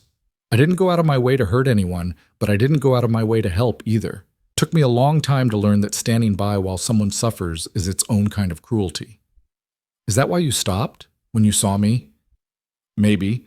Or maybe I was just tired of walking past things that mattered. She moved to help him prepare breakfast, a task she'd insisted on learning, claiming that if they were going to live together, she ought to carry her weight. At 7 years old, carrying her weight meant stirring oatmeal without burning it, and slicing bread without cutting herself, but Caleb let her do it. Children needed to feel useful, needed to know they contributed something beyond their mere existence. Over breakfast, she asked, "Will you walk me to school the first day?" "If you want me to." "I think I do, just to know where it is. Then I can go by myself after that." "It's 2 miles, Lila. In winter. You're not walking that alone." "Papa let me walk places alone." "Your papa isn't here, and I am. And I'm telling you that 7-year-olds don't walk 2 miles through Wyoming winter by themselves. I'll take you on the horse until the weather breaks, then we'll figure something else out." She looked like she wanted to argue, but something in his expression stopped her. Instead, she said, "Thank you." "For what?" "For caring enough to say no. Papa used to say that people who really love you aren't afraid to tell you no when you need to hear it." Caleb felt that familiar tightness in his chest, the one that came whenever she said something that reminded him how much loss she'd already survived. Your papa was a smart man. The week passed in a blur of ranch work and cabin life. Caleb taught Lila to mend her own clothes, to bank a fire properly so it would last through the night, to recognize when a horse was favoring a leg or showing signs of colic. She absorbed it all with the quiet intensity of someone determined not to forget a single thing. On Sunday, Sarah Dalton appeared at their cabin door with a basket of supplies and a determined expression. "I've come to help Lila prepare for school," she announced, sweeping past Caleb without waiting for invitation. "A young girl needs certain things: proper hair ribbons, a slate and chalk, primers if she's not yet reading fluently, and she needs to know what to expect so she's not overwhelmed on the first day." Lila emerged from her room, drawn by voices, and Sarah's face softened. "Hello, dear. I thought we might spend the afternoon getting you ready for Miss Pritchard's school. Would you like that?" Lila glanced at Caleb, seeking permission, and he nodded. "I'll be at the barn if you need me." He escaped gratefully, leaving Sarah to handle the mysterious rituals of preparing a girl for formal education. In the barn, he found Sam working on a difficult shoeing, a mare who'd been abused somewhere in her past, and now fought any attempt to handle her feet. "She been like this long?" Caleb asked, studying the mare's rigid stance, the whites showing around her eyes. "Since Dalton bought her at auction 6 months back. Previous owner beat her, near as we can tell, left scars on her legs and a deep distrust of anyone holding a hoof pick." Sam set down his tools with a sigh. "Hate to say it, but she might not be worth the effort. Can't shoe a horse that won't let you near her feet. Mind if I try something? Be my guest. I'm out of ideas." Caleb spent the next hour working with the mare, not trying to touch her feet, but simply being present. He talked to her in the low, steady voice he'd used on countless frightened animals, told her about Emma and Tommy, about running for 3 years, about a little girl who'd waited on cold steps because she still believed in promises. The mare's ears gradually shifted from pinned back to cautiously forward. Her breathing slowed. And when Caleb finally reached down to touch her front leg, she flinched but didn't strike. "Easy now. Nobody's going to hurt you here. Those days are done." He applied gentle pressure, asking her to lift the hoof, ready to release and step back if she panicked. "I know what it's like not trusting anyone. Spent 3 years that way myself. But turns out there are still good people in the world, if you're willing to give them a chance." The mare lifted her hoof. Just for a moment, just a few inches, but it was enough. Sam whistled low. "I'll be damned. How'd you do that?" "Patience, and understanding what it's like to be scared." Caleb released the hoof, stroked the mare's shoulder. "She'll come around, just needs time and consistency. someone who won't give up on her even when she's difficult. He was talking about the horse, but he was also talking about Lila, about himself, about everyone who'd been broken by life and needed someone patient enough to help them heal. When he returned to the cabin that afternoon, he found it transformed. Sarah had organized Lila's small wardrobe, laid out supplies for school, even fashioned a kind of satchel from canvas and leather strips for carrying books and slate. Lila sat at the table practicing her letters, tongue caught between her teeth in concentration, and Sarah stood behind her offering gentle corrections. "Your penmanship is quite good," Sarah was saying. "Your father taught you well, but remember to keep your letters uniform in size. It makes reading easier for others." Caleb watched from the doorway, something warm and unfamiliar spreading through his chest. This was what Lila needed. Not just him stumbling through parenthood alone, but a community of people willing to help shoulder the burden. Sarah seeing what needed doing and simply doing it. Sam letting Lila help in the forge. Even Martha back in town, sending occasional letters with recipes and encouragement. Sarah noticed him and smiled. "We're just finishing up. I think Lila's as ready as any child can be for their first day of school." After Sarah left, Lila showed Caleb everything she'd learned, how to organize her supplies, what Miss Pritchard would expect in terms of behavior and preparedness, the names of some of the other children who attended the school. "Sarah says there's a girl my age named Annie Thornton. Her family has the ranch east of here. Sarah thinks we might be friends." "That would be good. Everyone needs friends." "Do you have friends?" The question caught him off guard. Did he? He had colleagues, fellow ranch hands, people he'd worked alongside over the years, but friends? People who knew him beyond the surface, who he'd let see the broken parts? Not really, not anymore. Why not? Because making friends means staying in one place long enough to build something, and I haven't been good at staying. She considered this. But you're staying now. Yeah, I am. Then maybe you can make friends now too, like I'm going to try to do at school. Out of the mouths of children, Caleb thought. Simple truths delivered without guile or complexity. That night, after Lila was asleep, he sat by the fire and thought about what she'd said. About making friends, building connections, letting people see beyond the walls he'd constructed. It terrified him, this idea of being known, of letting anyone close enough to hurt him again. But it also stirred something that felt like hope. The first day of school arrived gray and bitter, with wind that cut like knives and snow that had crusted over into ice. Caleb saddled his horse before dawn, bundled Lila in every warm thing she owned, and lifted her up in front of him for the ride to the schoolhouse. She was silent the whole way, tension radiating from her small body, and he could feel her trembling even through the layers of wool and flannel. "Remember what we talked about," he said as the small log building came into view. "You don't have to be perfect. You just have to try. What if I can't answer the questions? What if Miss Pritchard thinks I'm stupid? Then Miss Pritchard would be wrong. You're one of the smartest people I know. I'm 7. Doesn't matter. Smart is smart, regardless of age." He tied the horse and walked Lila to the door, where a tall woman in her 30s stood greeting arriving children. Miss Caroline Pritchard had the bearing of someone who'd been born to teach. Straight spine, clear eyes, a manner that was firm but not unkind. "You must be Lila Hart," she said, crouching down to Lila's level. "I'm Miss Pritchard. I've been looking forward to having you join our class." "You have?" Lila's voice was barely audible. "Of course. Mrs. Dalton tells me you're quite bright and very eager to learn. Those are the best kind of students." Miss Pritchard glanced up at Caleb. "Mr. Rhodes, I presume?" "Yes, ma'am." "Mrs. Dalton has explained the situation. I want you to know that Lila will be treated no differently than any other student here. She'll be expected to work hard, behave respectfully, and contribute to our classroom community. In return, she'll receive a solid education and a fair chance." "That's all I'm asking for." Miss Pritchard stood, placing a gentle hand on Lila's shoulder. "Come inside, Lila. I'll introduce you to the other children. We start each day with reading, and I think you'll enjoy the story we're working through." Lila looked back at Caleb, fear and hope warring in her expression, and he gave her a small nod.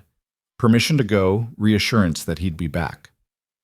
She walked through that door with her back straight and her head up, and Caleb felt a surge of pride so fierce it almost knocked him sideways. Riding back to the ranch, he thought about bravery, about how it wasn't the absence of fear but the willingness to move forward despite it. Lila had that kind of bravery, had probably always had it, even during those 17 days on the steps, even in the moment she'd chosen to trust him instead of waiting for something that would never come. The morning's work helped distract him from worrying about how she was faring. He and Sam worked the difficult mare again, making slow progress. He supervised fence repairs in the north pasture where winter had done its damage. He met with Dalton about breeding plans for the spring, but part of his mind was always at that schoolhouse 2 miles east, wondering if Lila was managing, if the other children were kind, if Miss Pritchard was patient. When the afternoon came and it was time to retrieve her, he rode faster than necessary, arriving at the schoolhouse just as Miss Pritchard was dismissing the students. Lila emerged with another girl her age, blonde braids, freckles, bright eyes full of mischief. They were talking animatedly, something about fractions, and how they didn't make sense until you thought about dividing pie. "Caleb!" Lila's face lit up when she saw him. "This is Annie Thornton. She's teaching me about fractions using pi because Miss Pritchard's way didn't make sense, but Annie's way does." "Pleased to meet you, Annie." "Pleased to meet you too, sir." Annie bobbed a small curtsy, then turned back to Lila. "Tomorrow we're reading about explorers. Miss Pritchard says we might even draw maps. It'll be wonderful." A man on horseback appeared, John Thornton, if Caleb remembered the names Sarah had given him. He nodded to Caleb with the easy recognition of one rancher to another, collected his daughter, and rode off with Annie still chattering about maps and explorers. Caleb lifted Lila onto the horse, and she settled against him with a deep sigh. "How was it?" he asked as they started home. "Hard, but good hard. Like when you're learning to do something new and your brain hurts, but in a good way." She paused. "Miss Pritchard is very strict. She made Billy Thornton, that's Annie's older brother, stand in the corner for talking during reading time. But she's fair, and she said my penmanship was excellent. Your papa would be proud." "I think so too." Her voice went quiet. "I thought about him today. When Miss Pritchard asked us to write about someone we admired, I wrote about Papa, about how he could gentle any horse and how he always kept his promises even when it was hard. Miss Pritchard said it was a beautiful tribute." "It sounds like it was." That night, over dinner, Lila recounted every detail of her day. The lessons, the other children, the way Miss Pritchard could silence the entire room with just a look. She ate with more appetite than Caleb had seen since they'd met, and her eyes were bright with the exhaustion of a mind well used. "I'm glad you had a good day," he said, collecting dishes. "Me too. I was so scared this morning I thought I might be sick, but Annie was kind and Miss Pritchard was patient when I didn't understand something and nobody stared at me or whispered. It was just normal. I got to be normal." Normal. Such a simple thing, such an impossible thing for a child who'd lived through what she'd lived through. But she'd gotten it, at least for one day, and that felt like victory. The weeks that followed established a rhythm. School 5 days a week, ranch work filling the hours in between, evenings spent on homework and cabin chores. Lila thrived under the structure, bloomed under the combination of academic challenge and physical work. She grew less thin, less haunted, more solid in her presence. But the nightmares continued. Some nights she'd wake crying, others she'd simply appear in the main room, unable to sleep, needing the reassurance of Caleb's presence. He never complained, never made her feel burdensome for needing him. He'd sit with her until she could sleep again, and slowly the nightmares became less frequent, less intense. One evening in late January, as winter finally began loosening its grip, Dalton appeared at the cabin door with an official-looking envelope. "This came for you today, from the territorial courthouse in Cheyenne." Caleb's hands shook slightly as he opened it. Inside were the adoption papers, final, legal, binding. Lila Hart was officially his daughter, not his ward, not his responsibility, his daughter. He must have gone pale because Dalton asked, "You all right?" "Yeah, it's real now, official." "It's been real since you stopped walking past her. This is just the paperwork catching up." Dalton clapped him on the shoulder. "Congratulations, Rhodes. You're a father." After Dalton left, Caleb sat at the table staring at those papers. Lila was doing homework nearby, tongue between her teeth as she worked through arithmetic problems, oblivious to what had just arrived. "Lila," he said finally, "come here a minute." She set down her slate and crossed to him, curiosity in her expression. "What is it?" "These are adoption papers. They make it official. You're my daughter now, legally, permanently. Hart is still your name if you want to keep it, or you can take mine. It's your choice." She stared at the papers, then at him. "I can choose?" "Of course." What if I wanted both? Lila Hart Rhodes? So I keep Papa's name, but have yours too." Something cracked open in Caleb's chest, something that had been sealed since Emma and Tommy died. "I think that's perfect." "Really? Really? You should carry your father's name. He loved you. He died trying to provide for you. That deserves to be remembered. But you're part of this family now too, mine and yours. Hart Rhodes. It fits." She threw her arms around him, sudden and fierce, and he caught her the way he was learning to do, with certainty instead of hesitation, with the knowledge that this was right, even when it was terrifying. "Does this mean you're really my father now? Not just someone looking after me?" "I've been your father since the day you chose to come with me. This just makes it so the law agrees." She pulled back, studying his face with those creek-water eyes that saw too much and understood more. "I love you, Caleb. Is that okay? To say that?" His throat closed. When had anyone last said those words to him? Not since Emma, not since Tommy. 3 years of running from love because loss had taught him that loving meant hurting. But here was this child, this brave small person who'd survived so much, offering him the most dangerous gift anyone could give. And he found he couldn't run from it, couldn't protect himself from it, couldn't do anything but accept it and offer his own truth in return. "I love you too, Lila. And yeah, it's okay to say that. More than okay." She smiled, the full, unguarded smile of a child who felt safe enough to be happy, and returned to her homework as if she hadn't just changed the entire landscape of his heart. Caleb sat there with the adoption papers spread before him, his daughter's name written in legal script, and allowed himself to believe what he'd been fighting for weeks. This was real. This was his life now.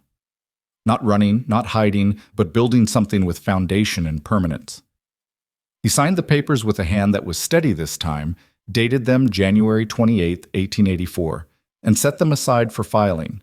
Then he joined Lila at the table, helping her work through the arithmetic problems that were giving her trouble, being patient when she got frustrated, celebrating when she finally understood. This was fatherhood, not grand gestures or perfect wisdom, but showing up every day, helping with homework, making dinner, checking under the bed for monsters, even though you both knew there weren't any, staying when every instinct you'd developed over 3 years of running screamed at you to leave.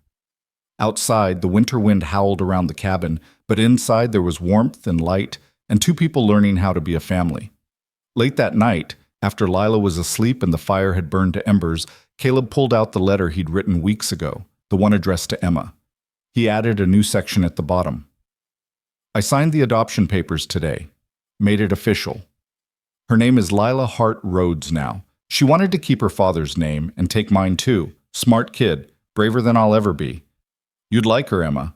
She asks a million questions, sees through every dodge I try, calls me out when I'm being stubborn. Reminds me of you that way. She's teaching me that staying isn't the same as being trapped, that love isn't the same as loss, even though they're tangled together. I'm still scared. Still wake up some nights certain I'm going to fail her, certain I'm not enough. But I'm here. I'm trying. And some days that has to be enough. I hope wherever you are, you're proud. Hope you understand why I had to stop running. Hope you know I'll never forget you and Tommy, but I'm learning to carry that grief instead of letting it carry me." He folded the letter again, returned it to his saddlebag, and lay down on his cot with the sounds of Lila's peaceful breathing drifting from her room. For the first time in 3 years, Caleb Rhodes fell asleep without dreaming of running, without the restless urge to pack his things and disappear before dawn. He fell asleep like a man who'd finally come home. Spring came to Wyoming the way it always did, reluctantly, in fits and starts, with winter staging several bitter retreats before finally surrendering to warmth. The snow melted into mud, the creeks ran high and fast, and the ranch exploded into activity as foaling season began in earnest. Caleb had been working 18-hour days for 2 weeks straight, assisting with difficult births, checking mares and foals around the clock, managing a crew that was stretched thin by the demands of new life, arriving faster than they could properly accommodate. He came back to the cabin each night exhausted, falling onto his cot without bothering to remove his boots, only to be up again 3 hours later when someone knocked to report another mare in labor. Lila had learned to fend for herself during these weeks, getting herself ready for school, preparing simple meals, doing her homework by lamplight while Caleb caught what sleep he could. She never complained, never demanded attention he couldn't give, just quietly adapted the way she'd learned to adapt to everything life threw at her. But on a Thursday evening in late March, when Caleb dragged himself back to the cabin expecting to find her asleep or studying, he instead found her sitting at the table with tears streaming down her face and her schoolwork scattered around her like casualties. "Lila, what's wrong?" Exhaustion fell away, replaced by sharp concern. He crossed to her quickly, crouched beside her chair. "Are you hurt? What happened?" "I'm fine. I'm stupid, that's all." She wiped angrily at her tears. "Miss Pritchard gave us an assignment about family history. We're supposed to write about where our people came from, what they did, why they came west, but I don't know anything. Papa never talked about his family, and I don't know about Mama's people either. I don't have a history." Caleb felt her pain as if it were his own. He pulled up a chair, sat beside her, and took her small hand in his calloused one. "Everyone has a history, Lila. Sometimes it's just harder to access than others." He thought for a moment. "What did your papa tell you about himself? Where he grew up, what he did before you were born?" "He said he came from Ohio, that he worked on farms and learned about horses there, that he met Mama at a church social and they moved west to make a better life." She sniffled, trying to control the tears. "But that's all. There's nothing else. No grandparents, no aunts or uncles, no stories about great things anyone did. Just nothing." Sometimes the story isn't about great things. Sometimes it's about ordinary people doing their best with what they had. Caleb squeezed her hand gently. "Your papa was a skilled horseman who loved his daughter enough to risk everything trying to provide for her. Your mama, tell me about her. What do you remember?" "She was kind. She sang sometimes when she was cooking or mending clothes. She had brown hair like mine and she smelled like bread and lavender." Lila's voice softened with memory. "She taught me letters before she died, made me practice every day so I'd be ready for school when we got settled somewhere." "There's your history then. A father who was skilled and dedicated, a mother who valued education and beauty in the small things, people who moved west looking for opportunity and a better future for their child. That's the story of half the families in this territory. But Annie's family has a grandfather who fought in the war, and Billy's great-grandfather helped build the railroad, and Mary's people came all the way from Ireland during the potato famine. They have stories, real stories with details and importance. Write about being brave enough to keep going when everything fell apart." He paused. "And if Miss Pritchard has a problem with that, she can take it up with me." A ghost of a smile crossed Lila's face. "You'd really go talk to Miss Pritchard?" In a heartbeat, she wiped the last of her tears, pulled her paper closer, and picked up her pencil. "Will you help me? Tell me what to write." "I'll do better than that. I'll tell you some things you might not know." Caleb settled into his chair, mind reaching back through years of conversations with a man he'd barely known. "Your papa told me about learning to work with horses when he was young. Said his first job was mucking stalls for a man who bred plow horses, and he worked his way up from there by being patient and paying attention. That's a valuable lesson, that you don't start at the top, you earn your way there." Lila began writing, her pencil moving carefully across the paper. "And your mama, the lavender you remember? That's because she probably grew it herself. Most frontier women did, used it for everything from keeping clothes fresh to making tea for headaches. That means she was resourceful, knew how to use what she had. That's another lesson worth carrying forward." The words came slowly at first, then faster as memories and observations wove together into something resembling a family history. Not grand or notable by some standards, but real and honest and true. By the time they finished, full dark had fallen, and Lila had filled 3 pages with careful script. "Thank you," she said quietly, "for helping me see that ordinary can still be important. The most important things usually are ordinary, Love, kindness, showing up day after day, those aren't flashy, but they're what actually matters. She read through her work once more, then set it aside with satisfaction. I'm hungry. Want me to make us some supper? I'll do it. You've done enough for one day. Caleb stood, stretching muscles that ached from weeks of hard labor. How about I teach you something new? Your papa probably knew it. Most horsemen do. It's called patient stew because you throw whatever you have in a pot and wait for it to become something good. They cooked together in the small cabin, moving around each other with the ease of practice, and Caleb felt gratitude wash over him. This life he'd built almost by accident, this family he'd stumbled into rather than planned, it fit him better than anything he'd deliberately constructed ever had. Over dinner, Lila asked, "When foaling season ends, will things go back to normal? Will you be home more?" "Yeah, we're through the worst of it now. Another week or two and I'll have regular hours again." "Good. I miss talking to you at night. Miss hearing about the horses and what happened during the day." "I miss it too." And he did. Somewhere along the way, those evening conversations had become the center of his day, the thing he looked forward to even when he was too tired to see straight. The following week brought the first real warmth of spring, and with it a visitor that Caleb hadn't expected. He was working with the difficult mare, who was no longer difficult, who trusted him now and stood calm as a lamb while he handled her feet, when a horse and rider appeared on the ranch road. Martha. From the restaurant in Prospect. She rode up to where he stood, dismounted with a slight wince that spoke of unaccustomed time in the saddle, and smiled at his obvious surprise. "Thought I'd come see how you two were managing. Been too long since I checked in." Martha. Caleb felt genuine pleasure at seeing her. "You rode all the way out here?" "Borrowed a horse from the livery. My riding skills are rusty, but I remembered enough not to fall off." She looked around the ranch, taking in the organized chaos of spring work. "You've settled in here. I can see it in your face. The restlessness is gone." "Didn't realize it showed that much." "Everything shows if you know how to look." She turned her attention to the mare. "This the one Dalton bought at auction? The one with trust issues?" "Was. She's come around." "Like someone else I know." Martha's expression was knowing. "Where's Lila?" "School. I can take you to the cabin, get you settled, then we'll collect her together when it's time. She'll be thrilled to see you." They walked to the cabin, Martha exclaiming over how neat Lila kept it, how Caleb had made it into a proper home rather than just a place to sleep. She'd brought gifts, a new dress she'd sewn for Lila, a book of stories, a jar of the jam Lila had loved, and for Caleb, a letter that had arrived in town addressed to him. He recognized the handwriting, his father's old partner from Texas, a man named Samuel who'd promised to write if he ever heard news of Caleb's whereabouts.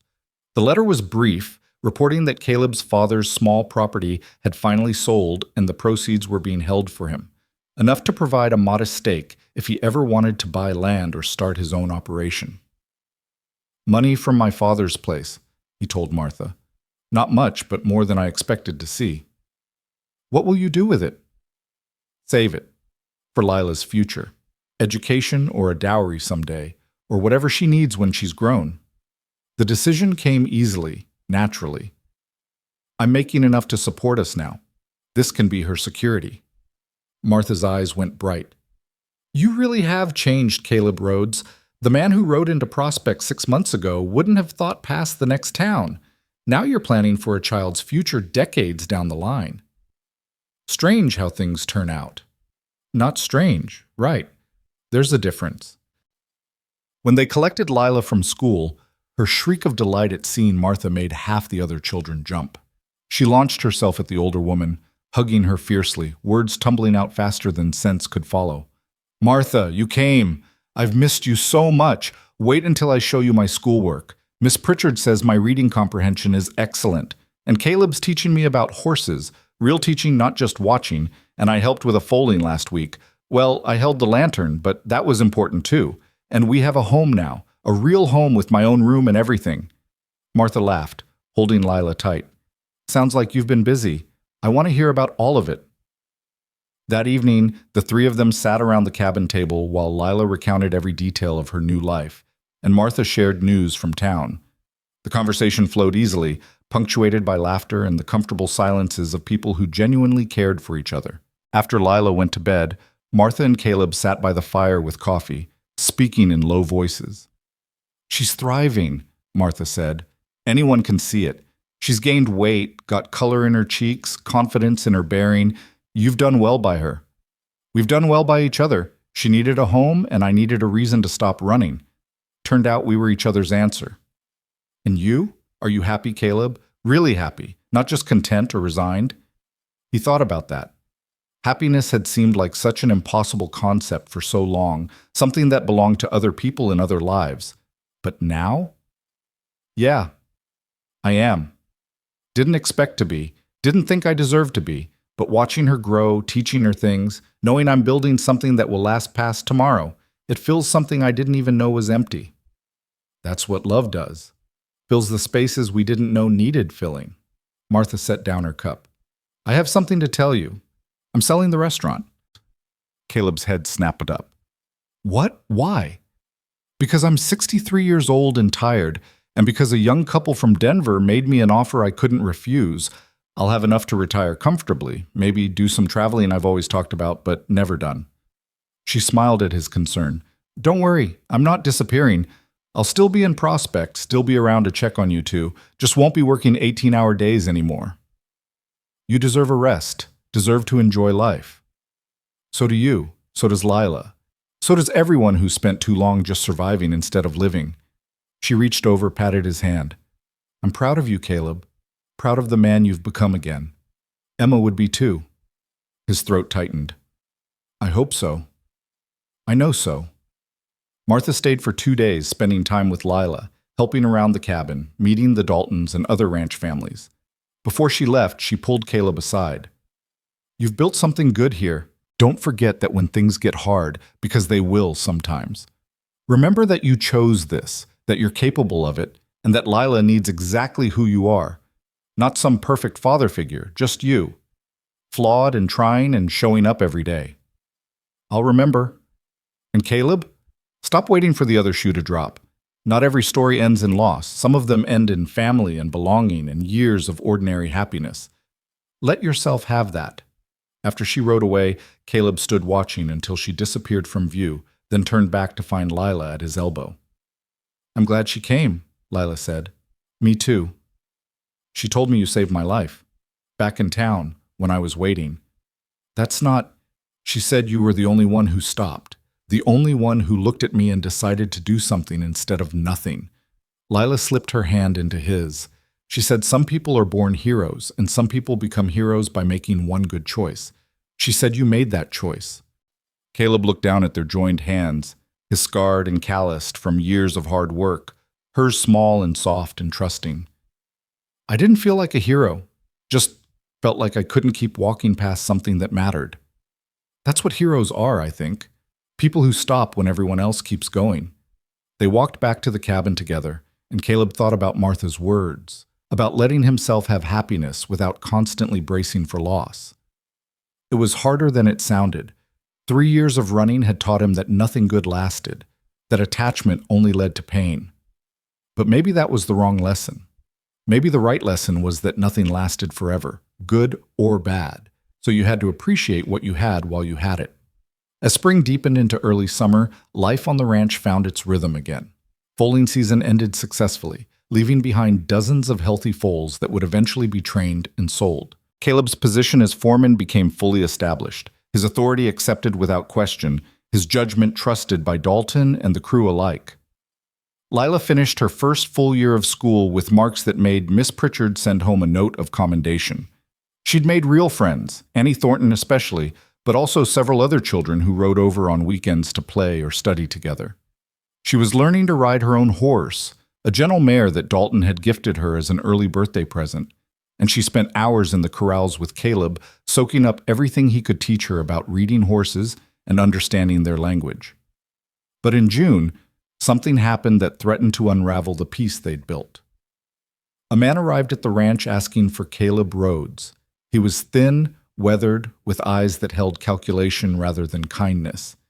He introduced himself as Martin Hart, claimed to be Nate Hart's cousin, and said he'd come to collect his late cousin's daughter. Caleb met with him in Dalton's office, every instinct screaming danger. I didn't know Nate had family, Caleb said carefully. Lila never mentioned any relatives. We were estranged, family dispute years back. Martin waved a hand dismissively. But blood is blood, and the girl belongs with family. I've got a place in Colorado, a farm. She'll be useful there, help with the work. Useful?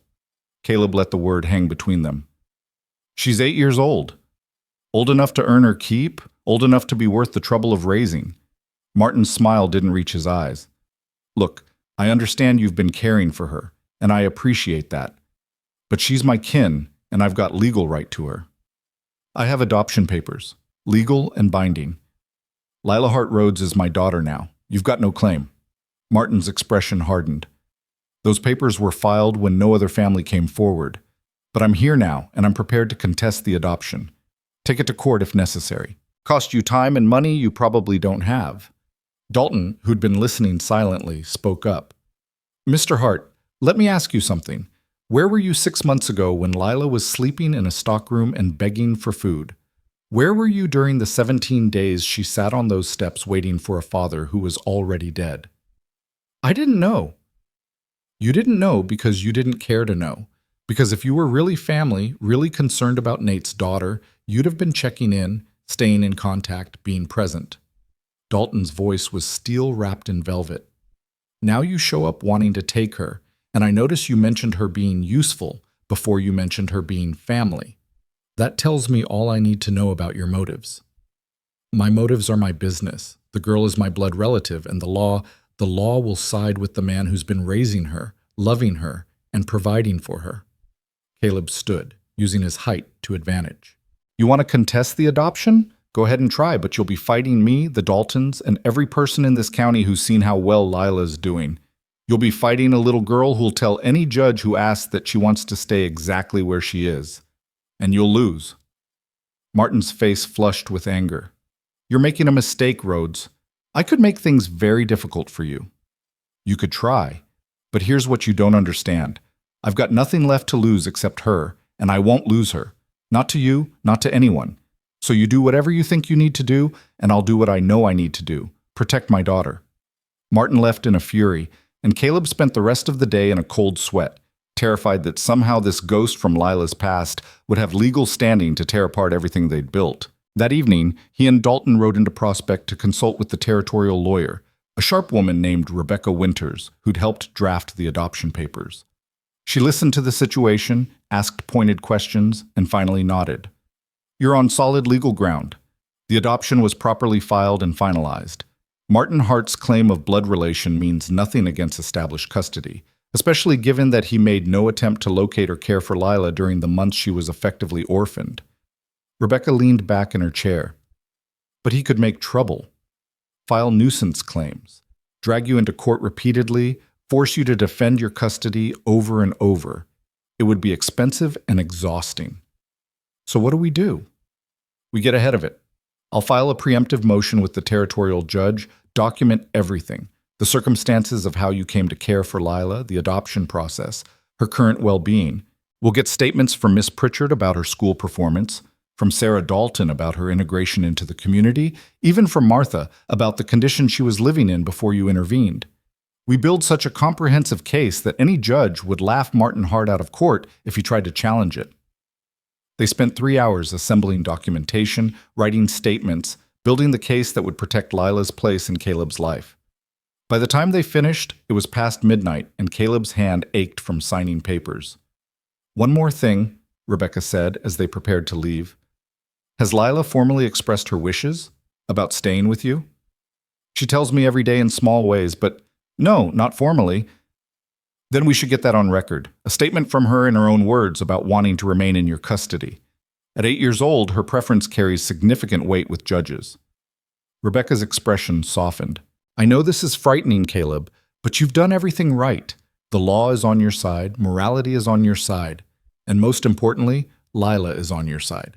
Martin Hart is going to find out that being blood-related means nothing compared to being present. Riding back to the ranch in the dark, Caleb felt exhaustion and fear warring in his chest. He'd finally built something worth protecting, and now someone threatened to take it away. At the cabin, he found Lila awake, wrapped in a blanket by the dying fire, clearly having waited up despite the late hour. "What's wrong?" she asked immediately, reading his face with that unsettling accuracy she'd developed. Something happened. He sat beside her, knowing he couldn't lie, knowing she deserved the truth even when the truth was frightening. "A man came to the ranch today. Says he's your father's cousin. Says he wants to take you to live with him." Her face went pale. "I don't know any cousin. Papa never mentioned family. I don't think he was close with them. That's probably why." Caleb took her hand. "But the important thing is this. I'm not letting him take you. We have adoption papers. We have a lawyer. We have everything we need to prove you belong here. But I need to know what you want. If a judge asks you, what would you say?" "I'd say I want to stay here, with you. This is my home." Her voice was fierce despite the fear in her eyes. "That man, he's not family. Family is people who show up, who stay, who care about you more than what you can do for them. That's what you taught me. Then that's what we'll tell the judge if it comes to that. And Lila, I promise you, no matter what it takes, you're staying right here. This is your home. I'm your father, and nobody's changing that." She threw her arms around him, and he held her tight, feeling her small body shake with relief and residual fear. Outside, the Wyoming night was vast and starlit and indifferent. But inside the cabin, there was fierce love and determination, and Caleb knew with absolute certainty that he would fight any battle, face any challenge, to protect what they'd built together. The next weeks passed in anxious waiting, but Martin Hart never filed any legal challenge. Rebecca suspected he'd realized how weak his case was, or perhaps he'd simply been looking for easy money and discovered there wasn't any to be had from a working foreman and his adopted daughter. But the threat, real or imagined, had crystallized something for Caleb, made him understand how much he had to lose, how much he'd come to depend on this life, this child, this future he'd built from the wreckage of his past. One evening in late June, as they sat on the cabin porch watching the sun paint the sky in shades of gold and crimson, Lila asked, "Do you think you'll ever get married again? Have more children?" The question surprised him. "I don't know. Haven't really thought about it." "Why?" "Because I heard Sarah telling Jack that you're still young enough to remarry, that Lila needs a mother's influence." She picked at the hem of her dress.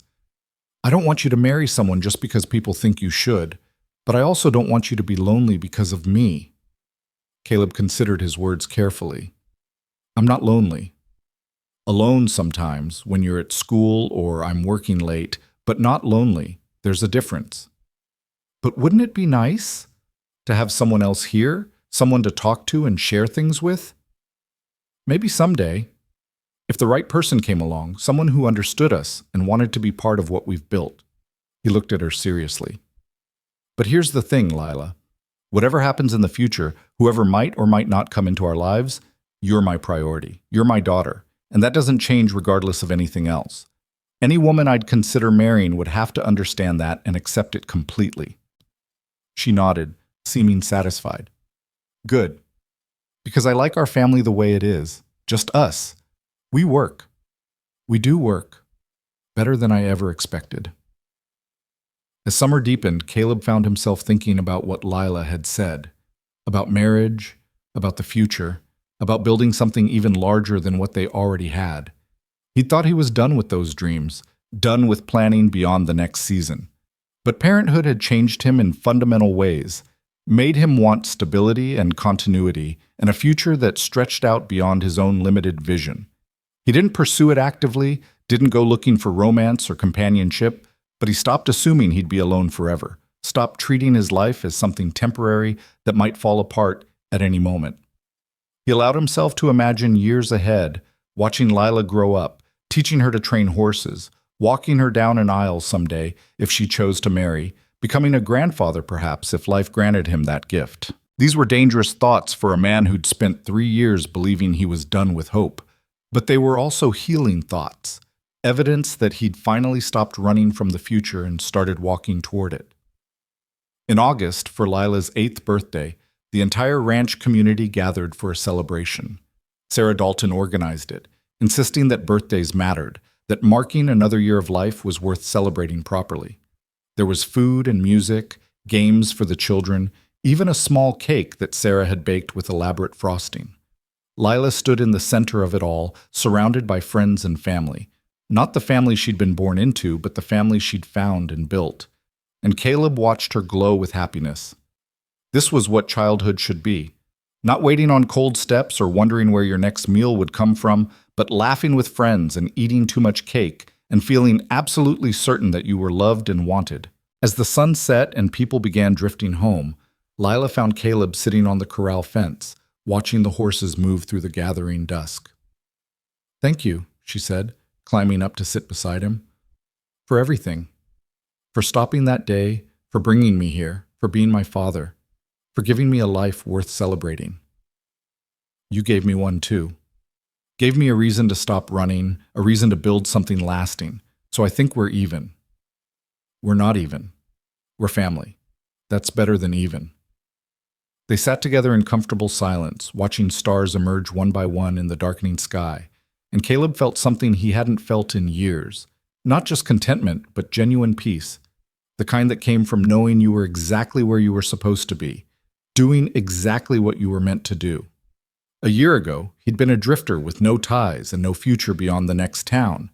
Now he was a father, a foreman, a man with roots that went deep into Wyoming soil. He had a daughter who loved him, a community that respected him, and a future that held promise instead of emptiness. The girl who'd waited on cold steps had found a home. And the man who'd been running from grief had found himself again, pieced back together by the unexpected grace of a child who needed him as much as he'd needed her. They'd saved each other, Caleb and Lila. Found in each other the missing pieces that made them whole. And in doing so, they'd proved that family wasn't just about blood or biology. It was about choosing each other, day after day, even when it was hard, especially when it was hard. It was about showing up, about staying, about building something strong enough to withstand whatever storms the future might bring. Lila leaned against him, tired from the day's excitement, and Caleb wrapped an arm around her small shoulders. Together, they watched the night settle over the ranch, over the home they'd built together, and neither of them was waiting anymore. They'd both finally stopped waiting, and in stopping, they'd found everything they'd been searching for all along. Home, family, belonging, and love that was strong enough to heal even the deepest wounds.